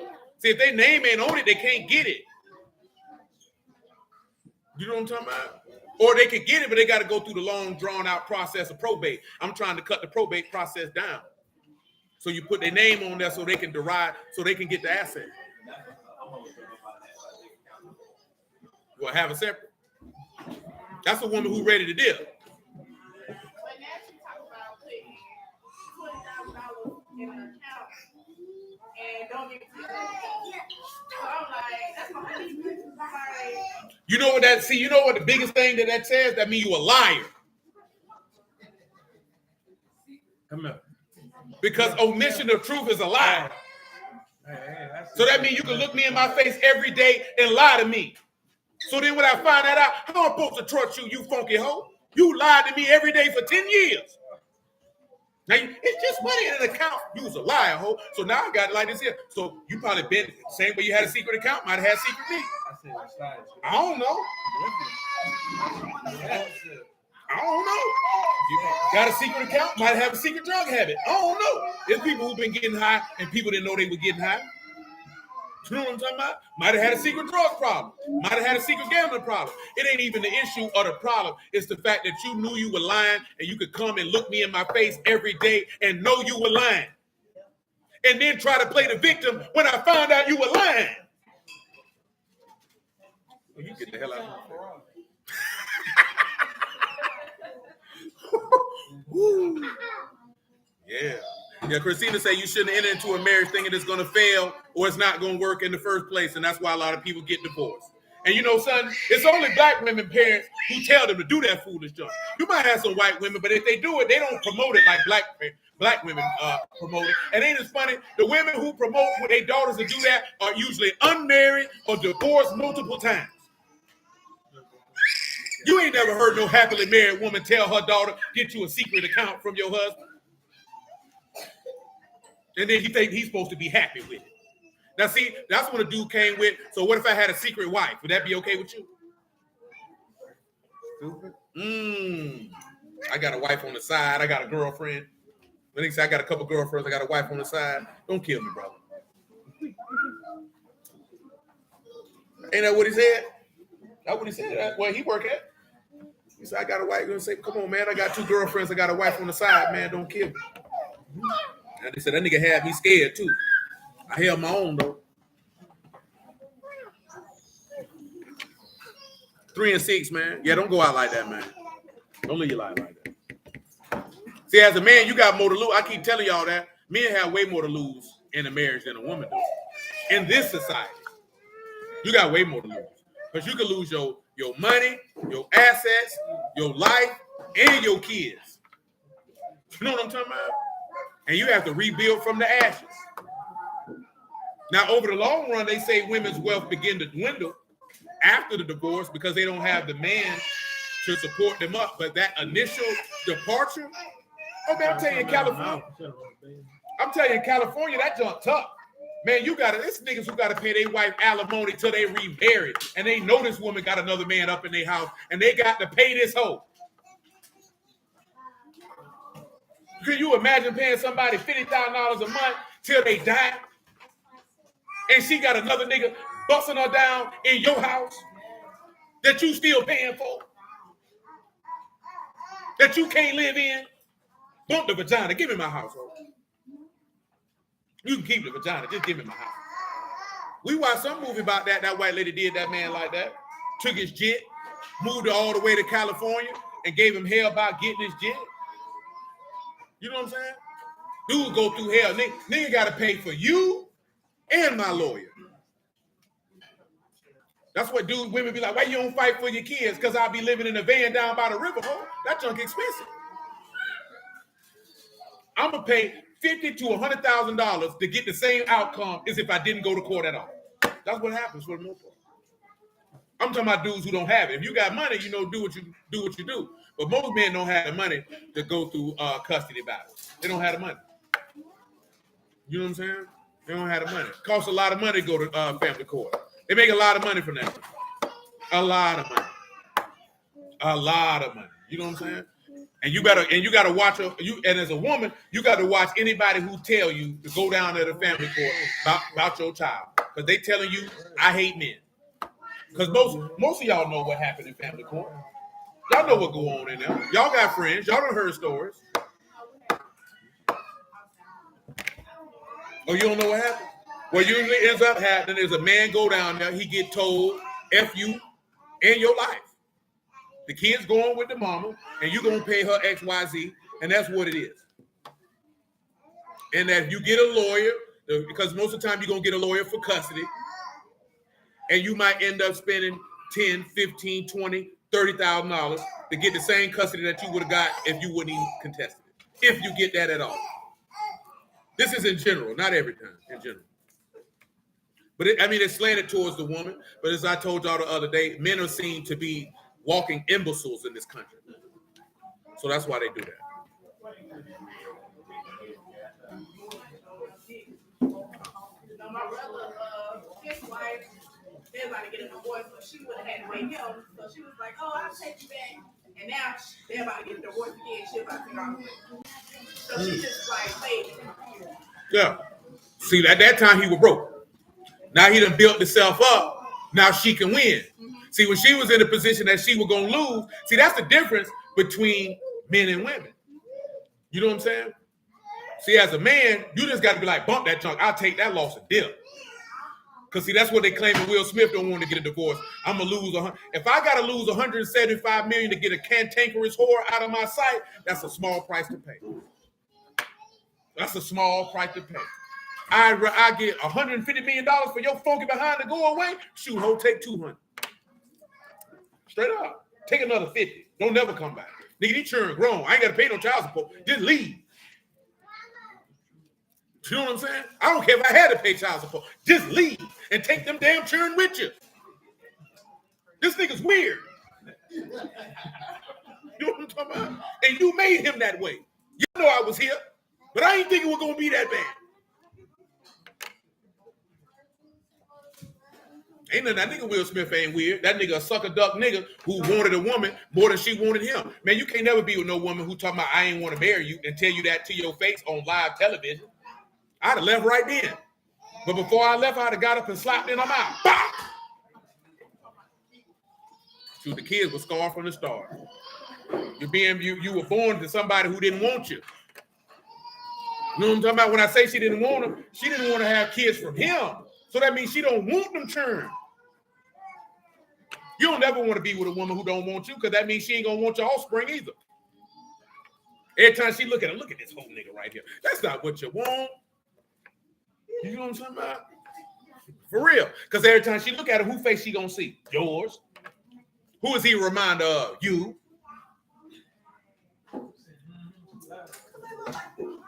Man, look at this little boys who been beat and treated poorly. Because when they mama looked at them, they seen they daddy. And then she was still upset and angry with their daddy and took that out on that boy. You know what I'm talking about? She hates your daddy, so now because she didn't want you. Because she didn't want your dad. Now, see, that's different. She might have wanted your daddy and your daddy left. Now she mad. I'm talking about this woman literally said, I did not want to marry this man. I don't know if she was with Pac or not, but for her to be acting like that, Pac had to do something to that lady booty. Ain't that much friend in the world for a nigga to be crying after you and you've been dead for damn near 30 years. I'd have left right then, nigga. I'm competing with a dead nigga. One thing about it, right? All jokes aside, you can't compete with a woman's imprint. Like everybody been tripping. Why Monica went back to see murder? Because that's her imprint. You can never compete with the imprint. This ain't even about no celebrity. This is an imprint. This nigga imprinted her. This is the nigga who got her heart. You can never compete with the nigga who got that woman's heart. You can't win. She always gonna be looking for this man and every man she meets. You know what I'm talking about? And here you come thinking you can love that out of her. Nigga, you finna set yourself up for a lifetime of misery. That's why dudes say women got a type. And if you ain't her type, she probably don't like you. You know what I'm talking about? That's why dudes be going off with Russell Wilson here. They know Russell Wilson ain't her type because that's not the type of nigga she's always been with. You know what I'm talking about? Doesn't mean he a bad dude. You know what I'm talking about? It doesn't mean there's nothing wrong that he love his wife, but guess what? He that type of nigga, he want to please his wife. See, he a sucker. See, Yahuwah look on him with this dang. Look at this damn fool. You know what I'm talking about? Got your wife clapping booty cheeks, you damn fool. Keep my name out your mouth. Stop talking about you represent me, nigga. But all jokes aside, you can look at the type of men that she deal with. He stick out like a sore thumb. That means she don't really want this man. See, that's when the women hit you. You know, you get older, you wise up. That's hoe talk. That's when you done got ran through, and now you're looking for a sucker. See, if you've been alive, see, y'all young, you ain't been around enough women to get in that age when they start having that hoe talk. See, I'm at that age. A lot of my peers, you know, they 40, been in their 30s, they've been ran through. That's when the hoe talk comes. You don't get older, you get wiser, you make better choices. That's hoe talk. Yeah, that's hoe talk. Yeah, that's hoe talk. You know what I'm saying? You've been ran through. Now you want to get the nigga who, if you wasn't, when you was in your prime, you wouldn't have gave him no time. Yeah, don't go for that. And that don't mean that she may not care for him, but that's not her type. You done been with, you look at it, she been with the exception of Bow Wow. You've been with 6 niggas like this. You know what I'm saying? And now you got this nigga right here.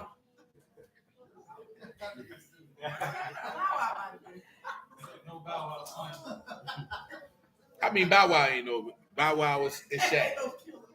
It's just Shaq. Whatever you want to do with that, do with it what you will. No, I'm just serious though. She got a type. You know what I'm saying? So when you look at that type, he's not that type other than he's famous, wealthy, and well known. You know what I'm saying? That's all that is. That ain't nothing disparaging about them before, because that's anybody. It's like this here, right? If you meet a chick, let's say like this here, Glow, you meet a woman, right? She tell you, because that's what you're supposed to ask for. You don't care about who she had sex with. You want to know who she been in a relationship with. I don't care about who you done had sex with, because you ain't gonna tell me that anyway. I need to know the niggas you been with.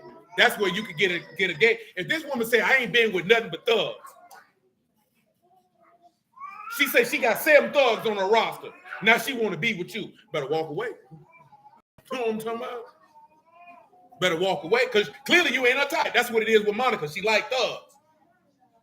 She tried a basketball player, it didn't work. She got a type.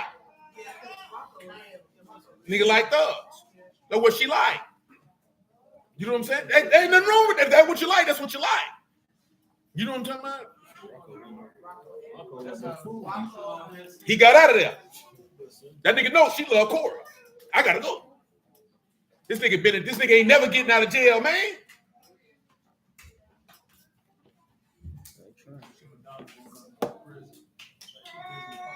Going back to prison like she finna give him a conjugal visit. That boy finna go back to the dorm and touch himself. No, ain't no conjugal visits in the state of Louisiana. I don't care how wealthy you is. Now don't get me wrong, niggas done hit niggas in the bathroom at FDOC. You know what I'm talking about? But conjugal visits is we have an area where you go on the weekend, you and your wife.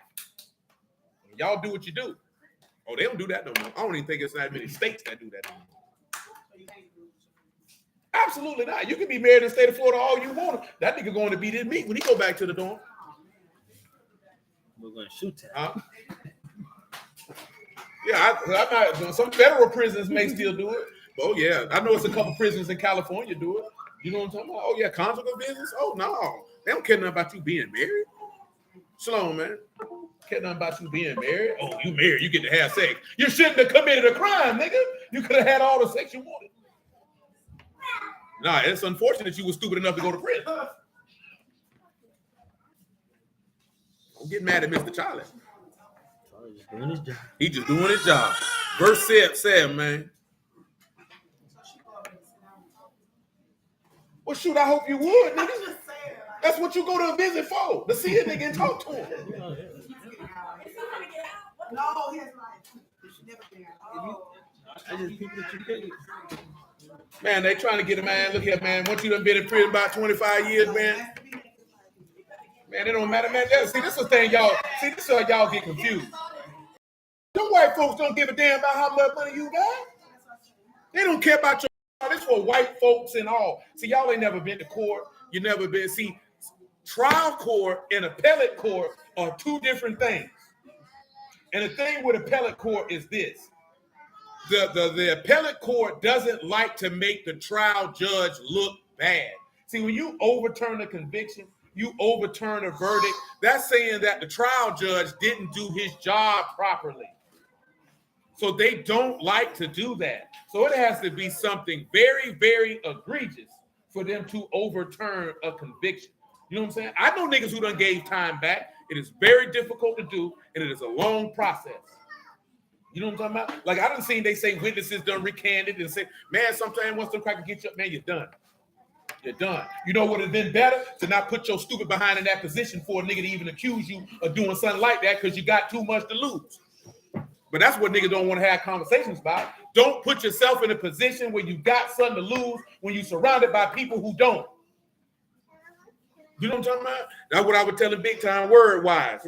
He just talking about stuff going on in his sin. The niggas ain't got nothing to lose. You got your soul to lose. See, they living in sin. They don't care about losing their soul. So they ain't got nothing to lose. See, you know, if I go against Yahuwah, I got something to lose. You can't be around people who ain't got nothing to lose. Because they reckless. They'll do anything.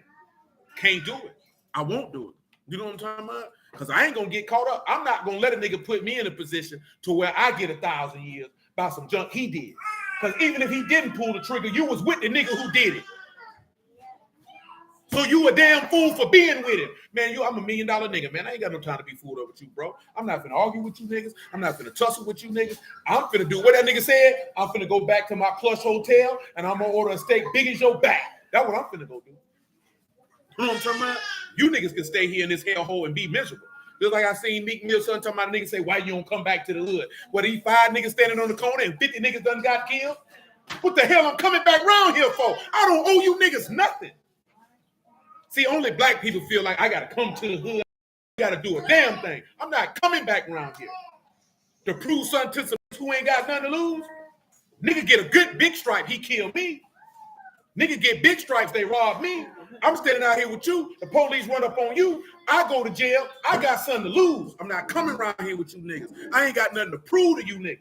I proved it to myself when I got the hell from around y'all. Because y'all staying around here doing nothing. I'm not with it. It's more than life than standing around with a bunch of broke niggas who don't want to do nothing with themselves. No, they do that stuff for real, but not often. Always remember that there, man. Sometimes it's best to leave niggas right where they at.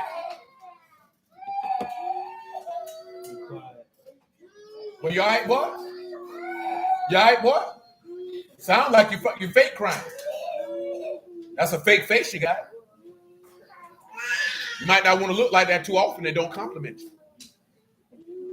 That's what I thought. Ain't nothing wrong with you. 3 and 6, Yahushua son of Nun. Let me clean this up, man.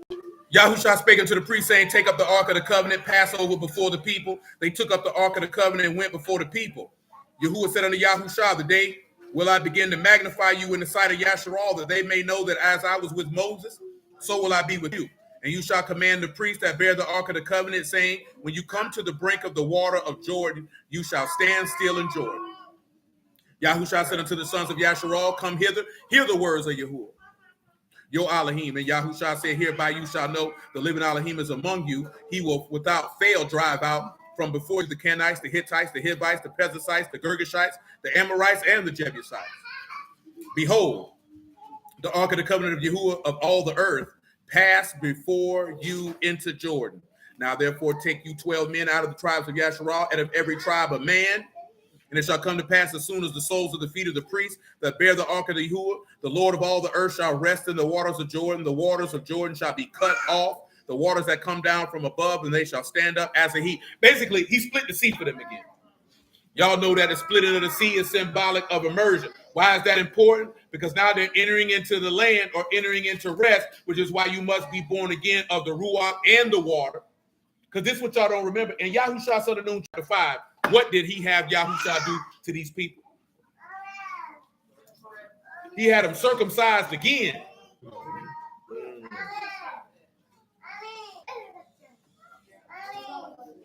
Guess what? You know why? Why? Let me ask you this here.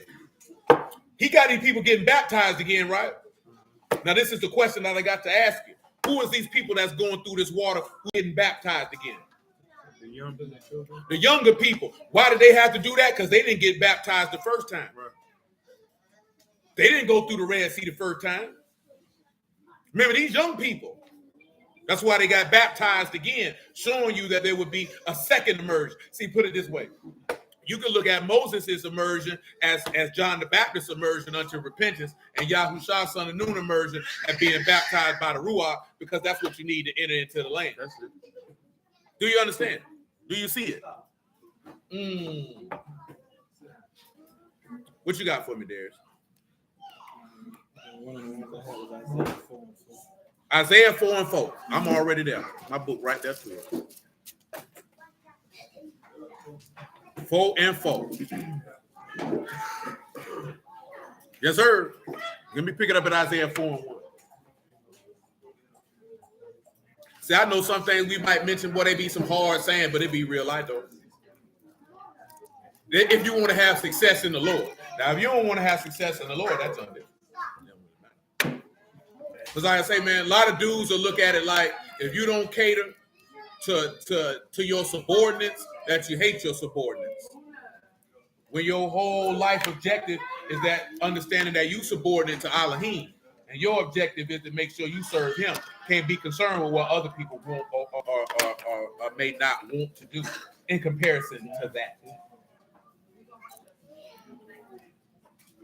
I'm here to tell you, especially young women and children, boy, they gonna want to get off and do what they want to do if you let them.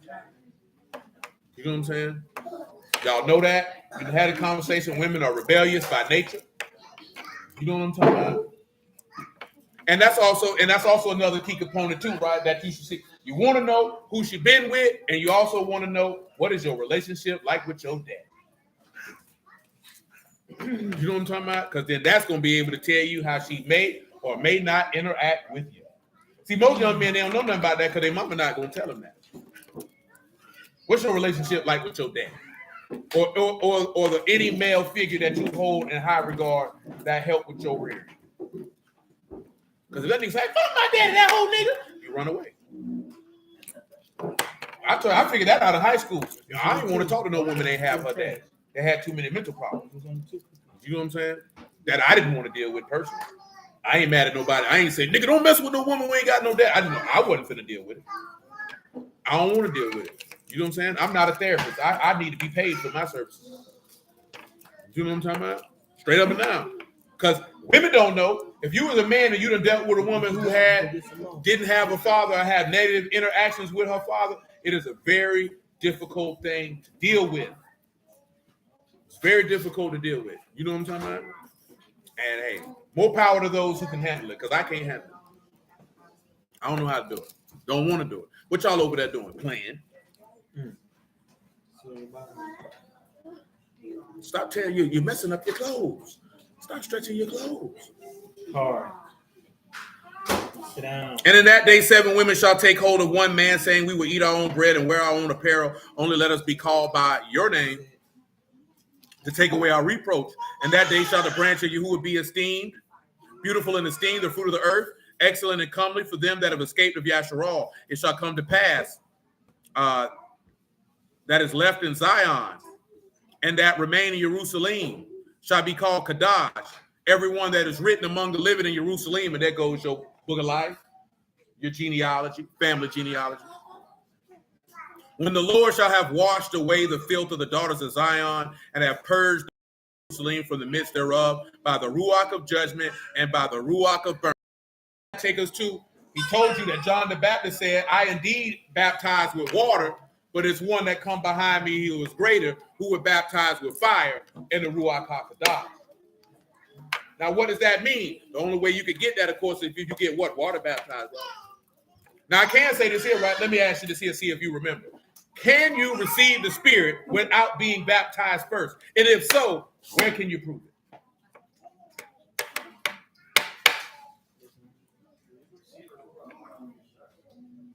Where can you prove it?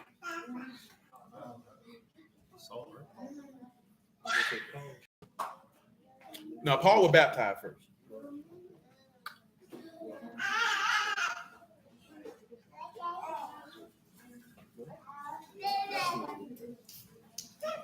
Saran says Acts, but where in Acts?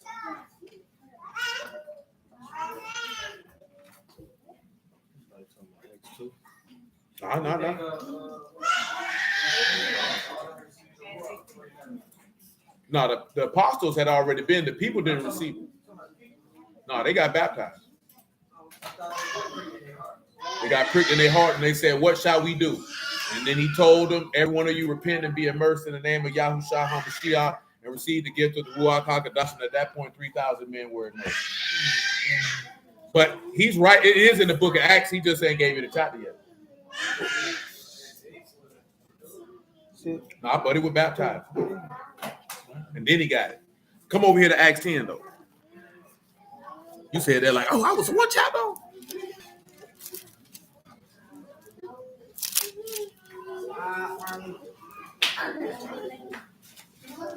Acts chapter 10, verse 34. What's up, little Bible study? Then Peter opened his mouth, and of a truth I perceive that Elohim is no respecter of persons, and every nation that he fear him and work righteousness is accepted with him. The words which sent unto the sons of Yasharal, peace and shalom by Yahushua HaMashiach. He is Lord of all. That word you know, which was published throughout all Yehuda, and began from Galilee after the immersion which John preached, how Elohim anointed Yahushua Nazareth with the Ruach HaKodesh and with power, and who went about doing good, healing all that were oppressed of the devil, for Elohim was with him. And we were witnesses of all the things which he did, both in the land of the Yahudim and in Jerusalem, whom they slew and hanged on a tree. Him Elohim raised up the third day and showed him openly, not to all people, but unto witnesses chosen before Elohim, to us who did eat and drink with him after he rose from the dead. And he commanded us to preach unto the people and testify that it is he which was ordained of Elohim, the judge of the quick and dead. To him give all the prophets witness that through his name whosoever believe on him ends. While Peter yet spake these words, the Ruach HaKodesh fell on all of them which heard the word. And they of the circumcision which believed were astonished, as many as came with Peter, because that the Gentiles also was poured out the gift of the Ruach HaKodesh. And they heard them speak with tongues and magnify Elohim. Then answered Peter, can any man forbid water that these should not be immersed, which have received the Ruach HaKodesh as well as we? He commanded them to be immersed in the name of the Lord. Then prayed them to tarry certain days. See, they heard the word and it fell on them, and they had not been immersed. See, an individual can fall on you if you done heard the gospel without you being immersed, but you would still need to be immersed along with it. Because what's the first thing he said? Now, what can stop? Because you know why the Yahuwah did that? Let me drop this spirit on them so they can see it's real. Now, what can you say for me to say not to baptize these people? Can't say nothing. Because they knew and understood to receive that gift, what had to happen. You had to hear the word, you had to believe it, you had to be baptized, and then you could receive it. And they heard the word and received it. I'm trying to think of somebody in the law. It was just in my brain. Y'all willing, it'll come back. But that's what that. What you got for me, Sid? Numbers 19 and 9. Let's see. He got numbers 19 and 9. You sure that's what you want? That's your final offer? I'm just messing with you. I ain't got it right now yet.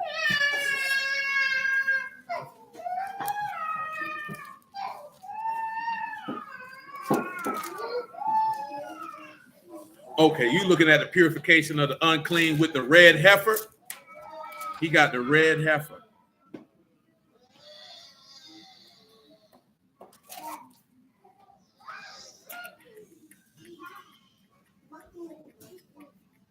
I'll allow it. 19:1. I'll allow it because I can tie it to the Lord. I'll allow it. Yahuwah spake unto Moses and unto Aaron, saying, this is the ordinance of the law, which Yahuwah hath commanded, saying, speak unto the sons of Yasharal, bring you a red heifer without spot, where is no blemish, and which upon which never came yoke. Now, how do we know that Yahushua is the red heifer, Michael? How do you know? Let Michael Glover help you out. Michael Glover, can you help Michael out?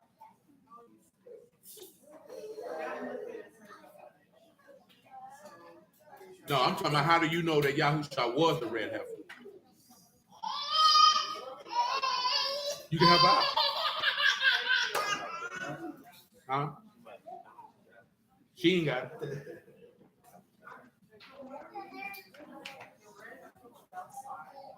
Okay, but how do you know Yahushua was the red heifer? He ain't a cow.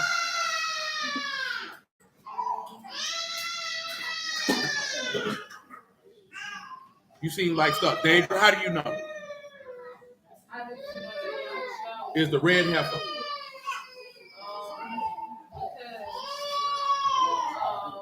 I need everybody to hold their peace. I need nobody to say nothing. This should be it. I think y'all overthinking it. Who want to shoot? Because he what? No, not at all. That's what I said. I know it. What do you have? Little Muffin, you got something?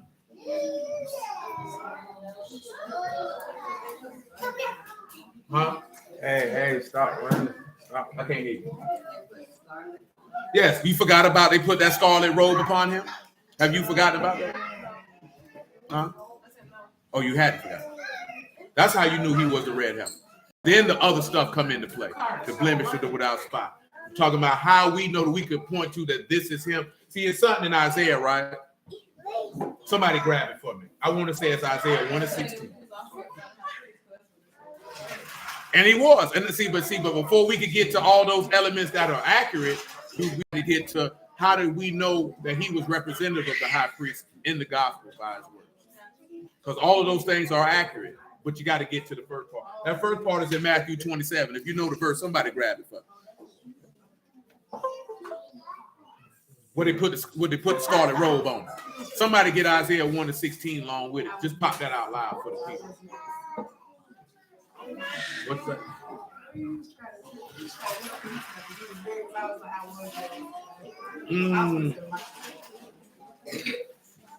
Who got the Isaiah 1:16? Wash you, make you clean, put away the evil of your doings from before my eyes. Cease to do evil. Keep going. Learn to do well, seek judgment, relieve the oppressed, judge the fatherless, plead for the widow. Keep going. Come now and let us reason together, say Yahuwah. As though your sins be as what? Scarlet. Your sins be as what? Scarlet. They shall be what? As white as snow. Though they be red like crimson. Red like who? Crimson. They shall be as wool. You see that right there? They go you scarlet. You know what that take you to? That take you to that Isaiah 14. Remember, he said you'll be covered with worms. And what did they say them worms? That word defined to in Hebrew? Red, crimson. So get to Matthew 27 where they put the scarlet robe on it.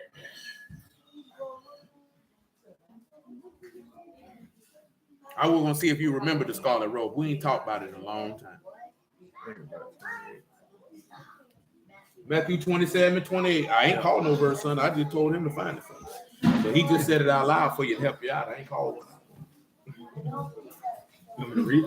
Yeah. Pop it off. It say, then the soldiers of the governor took Yahushua into the common hall and gathered unto him the whole band of soldiers. And they stripped him and put on him a scarlet robe. Boom. Pause. Now remember this here? They stripped him. What we read last night. Made you naked. He said, I made myself. You made yourself naked. You uncovered yourself in front of the maidservant. He said, I'm going to make myself even more vile than thus. Look at the Lord. That's right. Oh, Jacob, you worm. He put the word. Saran dropped it in there for you. Praise the Lord. The Coccus illicus worm. See, now why is that important? Because now you see the red heaven. That's what come in, what y'all mentioned. He was offered by the high priest being Capheus. We know he was without blemish. He had on him because he never committed no sin. You understand? Let's keep on back to Numbers 19 and 3. You shall give her unto Eleazar the priest, that he may bring her forth without the camp. One shall slay her before his face. He was taken outside of Jerusalem to be slayed. Oh, how was he a woman? Male and female created he them. It's a little smarty art nigga. That's how. You got to be ready for all of them. They come on every corner. You understand? Eleazar the priest shall take of her blood with his finger and sprinkle of her blood directly before the tabernacle of the congregation 7 times. One shall burn the heifer in her sight, her skin, her flesh, and her blood with her dung shall he burn, furnace of affliction. The priest shall take the cedar wood, the hyssop, the scarlet, and cast it into the midst of the burning of the heifer. Then shall the priest wash his clothes, and afterwards shall bathe his flesh in the water, and he shall come into the camp, and the priest shall be unclean until the evening. Now, why is this important? How could you take this into baptism? Just Romans chapter 6. Everyone who's been immersed immersed in the Mashiach's name has been immersed into his death. You know what I'm talking about? Let's continue. They call him J3 the servant. That's what they call you. You need to get a new name because I don't like it. That's what they put your name on the album cover, Nick. They should just call you third. I'm just messing with you. 2 Kings 5 and 10. Call that nigga third. Nigga say, who next up on the mic? Third. He lied. Because they say I am the third. He went with Naaman the leper. Naaman the leper. In 2 Kings chapter 5. He been at verse 10 directly, where he told him to go wash in the Jordan 7 times. And okay, I'm gonna just read this part right here, right? Because Buddy got upset. What Buddy got upset at? Verse 6. He brought a letter to the king of Yasharal, saying, now when this letter is come unto you, behold, I have therewith sent Naaman my servant to you, that you may recover of his leprosy. No, I don't want that. Yeah, 2 Kings 5.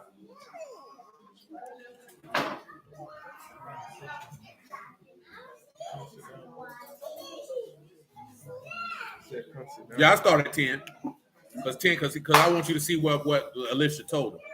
Elisha sent a messenger unto him, saying, go wash in the Jordan 7 times, your flesh shall come again unto you, and you shall be clean. Naaman was wroth and went away and said, behold, I thought he would surely come out to me and stand and call on the name of Yahuwah his Elohim and strike his hands over the place and recover the leper. Not Abana and Pharpar rivers of Damascus better than all the waters of Yasharal? May I not wash in them and be clean? So he turned and went away in rage. His servants came near and spake unto him and said, my Abba, the prophet had bid you great thing. Would you not have done it? How much rather than wash he say to you? How much rather than when he say to you, wash and be clean? Then he went down and dipped himself 7 times in Jordan, according to the saying of the man of Elohim, and his flesh came again like unto the flesh of a little child, and he was clean. What does that show you? You don't need to be in no great... What's that? What's wrong? Oh, you got snot in there? You ain't got to go in no great body of water. It don't matter. Look at the thing that they look at, right? This is something I told we to talk about in the past. People want Yahuwah to do some type great, fantastical event. Buddy thinking in his mind that he was going to put on a show. Because they think that's how Yahuwah operate. Come put on a show. He say, man, it's just as simple as go get your butt in that water, be clean. Yes, that is another example of immersion. Who we got hiding around the corner? Come on, Stanley. Ezekiel 36 and 24 and 25. I got y'all up here. I'm finna scroll up on y'all's in just a moment. Ezekiel 36 and 24. For I will take you from among the heathen and gather you out of all the countries and bring you into your own land. And then I will sprinkle clean water upon you, and you shall be clean from all your filthiness, and from all your idols will I cleanse you. A new heart also will I give you. A new ruach will I put within you. And I will take away the stony heart of your flesh, and I will give you a heart of flesh, and I will put my ruach within you and cause you to walk in my statutes, and you shall keep my judgments and do. So what do you have? Can't receive that new heart and new spirit unless you have been sprinkled clean, or as you've seen with Naaman, being dipped in the water 7 times. Dwight, what you got for me? Exodus 2 and 17.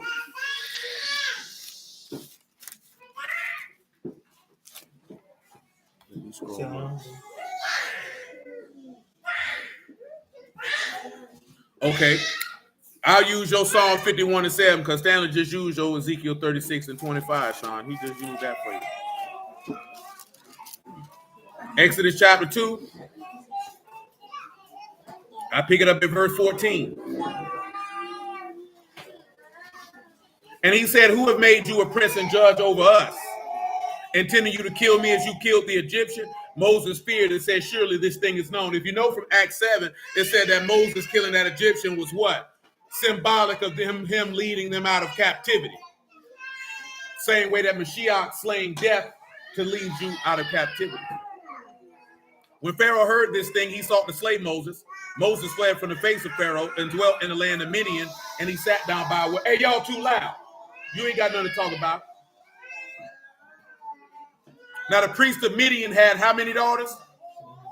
Now, we just seen about the 7 women coming to one man, so you getting a double up on your seven synagogues in Asia.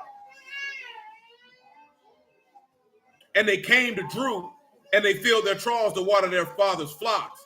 The shepherds came and drove them away, but Moses stood up and helped them and watered their flock. Because remember, all that came before them were thieves and robbers.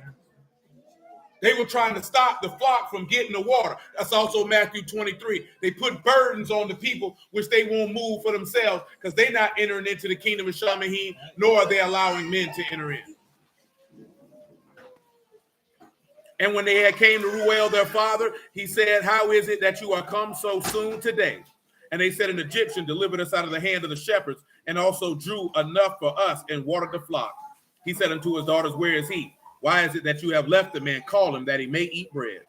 And Moses was content to dwell with the man, and he gave Moses Zipporah his daughter, and bare him a son, and called his name Gershom. He said, I've been a stranger in a strange land. Very well, sir. It's been a long time since we dealt with that one. What you got for me, Monte? And then Glover, you can finish it on now. What you got for me, Monte? What you say? Genesis chapter 7, verse 6.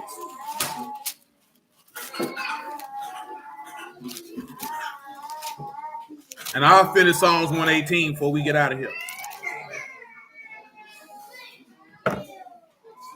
Indeed, he talking about Noah in the ark being a sign of baptism. You know that's detailed in 2 Peter. We don't have to go through that in great detail. That's obvious. How is that obvious? 8 souls saved by water. As baptism is a sign of deliverance, as it is this day. What you got for me, Glover?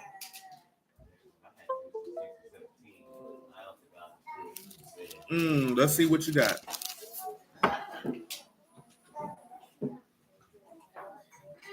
I'll allow it. I'll allow it for one reason and one reason alone, because I can work it. And not because we can force it to work, because it will work. Genesis 6 and 14. Matter of fact, make it 6 and 12. Elohim looked upon the earth, and behold, it was corrupt, for all flesh had corrupted his way upon the earth. Elohim said unto Noah, the end of all flesh has come before me. When you get baptized, that is the end of what? The end of your flesh. Because he said you put off the carnal man and you put on Elohim. Is not that what is wrote in them epistle letters? I didn't want to make sure. Like what I say, not because we can force it, because the Lord is good. We can make it work. We can make it work. Because then he say you no longer live for the rest of your time in the flesh unto the will of man, but unto the will of who? So that means when you're looking at that, this is the end of all flesh. When you get baptized, that's the end of your flesh. I help you out. Verse 12 again, Elohim looked upon the earth, and behold, it was corrupt, for all flesh had corrupted his way upon the earth. Elohim said unto Noah, the end of all flesh has come before me. The earth is filled with violence through them. And behold, I will destroy them with the earth. Make you an ark of gopher wood. Rooms you shall make in the ark shall be a pitch within it, and without with pitch. This and this which you shall make it, the length of the ark, 300 cubits, the breadth 50 cubits, the height 30 cubits. A window shall you make to the ark, in the cubit shall you finish it above. The door of the ark shall you set in the side thereof with lower, second, and third story shall you make it. And behold, I will bring a flood of waters upon the earth to destroy all flesh, wherein is the breath of life from under Shamahim, and everything that is in the earth shall die. And what did he tell you that you was going to have to do? If you die with it, you're going to reign with it. You're going to have to die by these waters to be able to be made new. If you don't want to die, you ain't going to be made new. It's still tying into what his same thing, just a different way of looking at their mercy. First one in the Genesis 7 was looking at the people in the boat. The Genesis 6 is looking at the people outside the boat, that you're going to have to put yourself to death by water in order to live. Now, of course, them people didn't live. Nevertheless. Okay, you got Psalms 51. Psalm 51. I'll be clean. That's what he got. Purge me with hyssop, and I shall be clean. Wash me, and I shall be whiter than snow. Well, we just touched the part with the hyssop. We would say in Psalm 51. You can look at it in that fashion. Tavon got Jonah 2 and 6.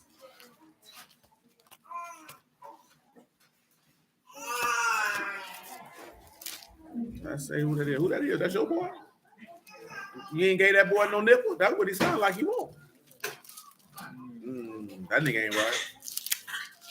She is not right. She holding out. She holding out on you, son. She holding out. Talk to her. Get her right. Now he using verse 6 when he say he went out in the grave, this is more of the resurrection of the dead. But if you wanted to sit back and say it was emerging, you'd have to work hard to do it. Just on the fact that they on that boat. Then he gets swallowed up, taken underwater. He come out new, preach a word to the people after the fact. Make sure I got everybody. I ain't missing nobody. Brother Reynolds got Job 33 and 26 and Proverbs 28 and 13. Let's look at Job 33. Yeah,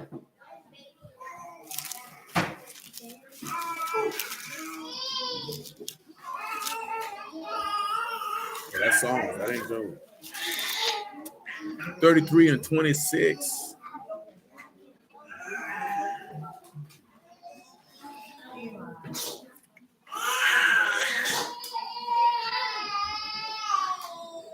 This one here, more resurrection of the dead. But we'll read it out loud for the people to hear. I back it up a little bit. About verse 14, I move around.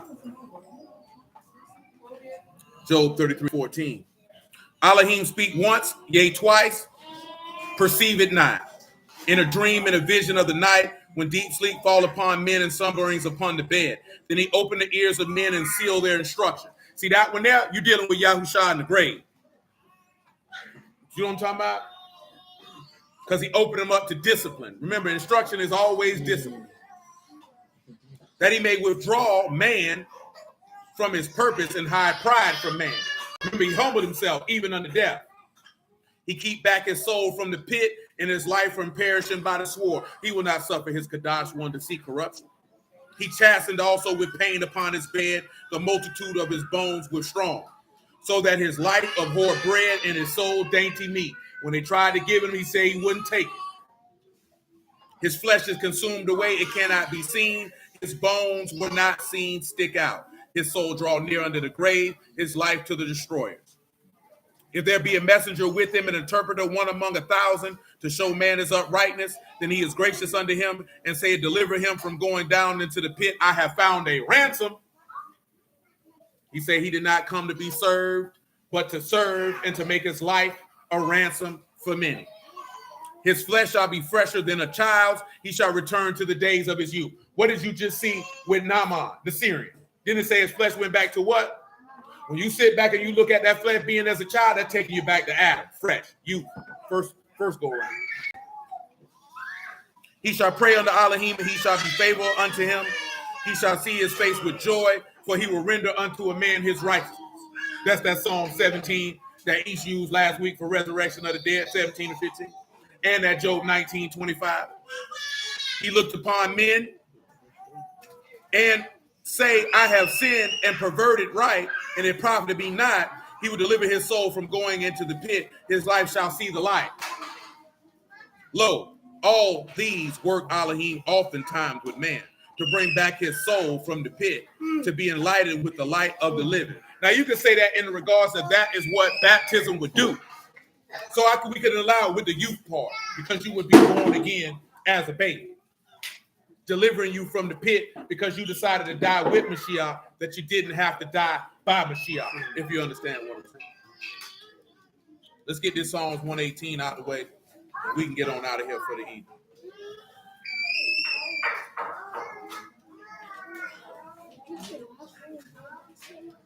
You know, thank the Lord, man. Praise the Lord. Praise the Lord.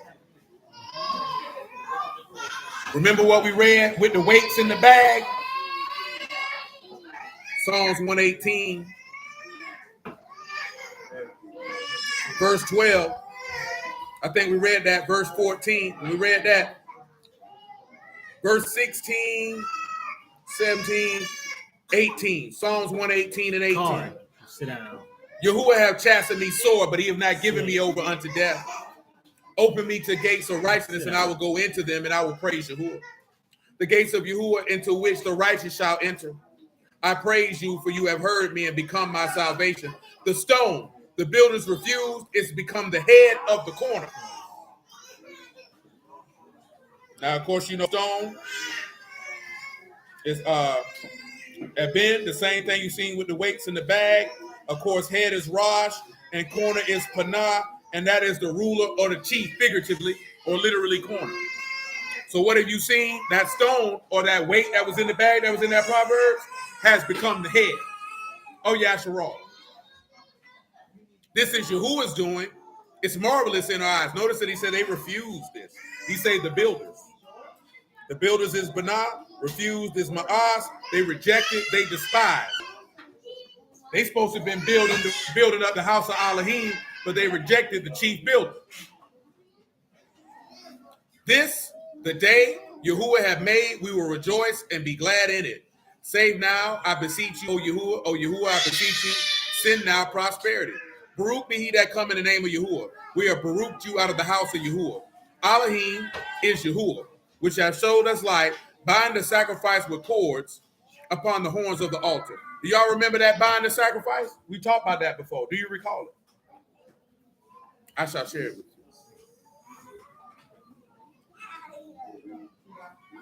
Number one, with that sacrifice, what do you have here? You have Kag, Kot, and Gamal. And what is that? A pilgrimage feast, a festival sacrifice. And what pilgrimage feast would this be referring to? You only got three. Passover. Because he said to bind the sacrifice or the festival sacrifice with cords. That cords is a bark, that's a cord, a rope, or interwoven foliage.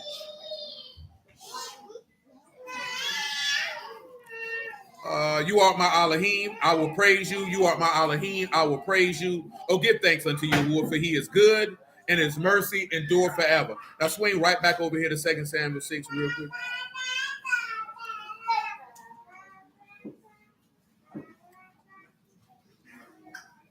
Now, when we remember, right, we were talking about, right, verse 21. She said that he shamelessly, in verse 20, she said he uncovered himself in the eyes of the handmaids as one of the worthless men. Remember, Mashiach was seen as one of the worthless men. You know what I'm talking about? Verse 21, David said unto Mitchell, it was before Yahuwah who chose me before your father and before all his house to appoint me ruler over the people of Yahuwah, over Yasharal. Therefore I will play before Yahuwah, and I will yet be more vile than thus. Now, I didn't want you to see that part. Be more vile. Again, vile is kalal, lightly esteemed. So he will say, I will be more lightly esteemed than thus, and will be base in my own sight. Now, of course, he was more lightly esteemed because he said he came into his own, and his own received him not. But you know what made him even more lightly esteemed? They picked a murderer over him. When you got base, of course, I think we mentioned that that's a fall and that's humble. So when you look at him saying that he will be base in his own sight, that's your Philippians 2 and 5. Give Philippians 2 and 5, Civic. Read it out loud.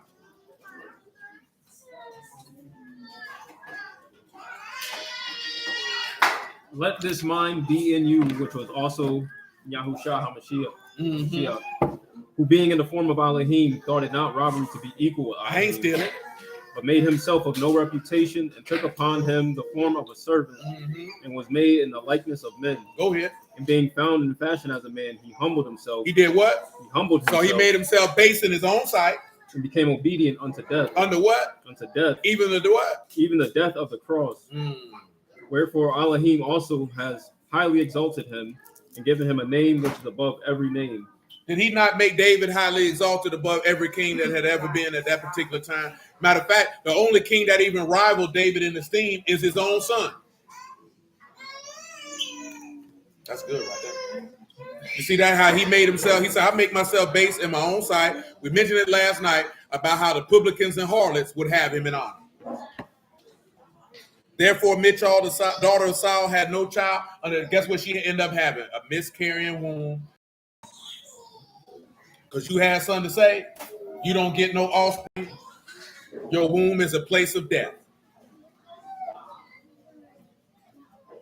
Khalil says over with. So we're going to say hallelujah for Yahushua. He won't talk. I appreciate y'all. Bless y'all at the house of Elohim in the name of Yahushua. Next week, have your eternal judgment on deck. Ain't that what I want on there? I say, we ain't letting. Have your eternal judgment. Have your 2 witnesses for eternal judgment. That's to be pretty easy for you to work with, man. Praise Yahuwah indeed, man. Hey, man, I appreciate y'all again, man. Remember, we got second Passover May 3rd, so I will be live by 7:30. And then, of course, we got Pentecost services May 29th at 1:30 p.m. Appreciate y'all. Bless y'all the house of Elohim in the name of Yahushua. Yahuwah willing, until the next one. Hey, before y'all even go to moving around, lady, I put it in the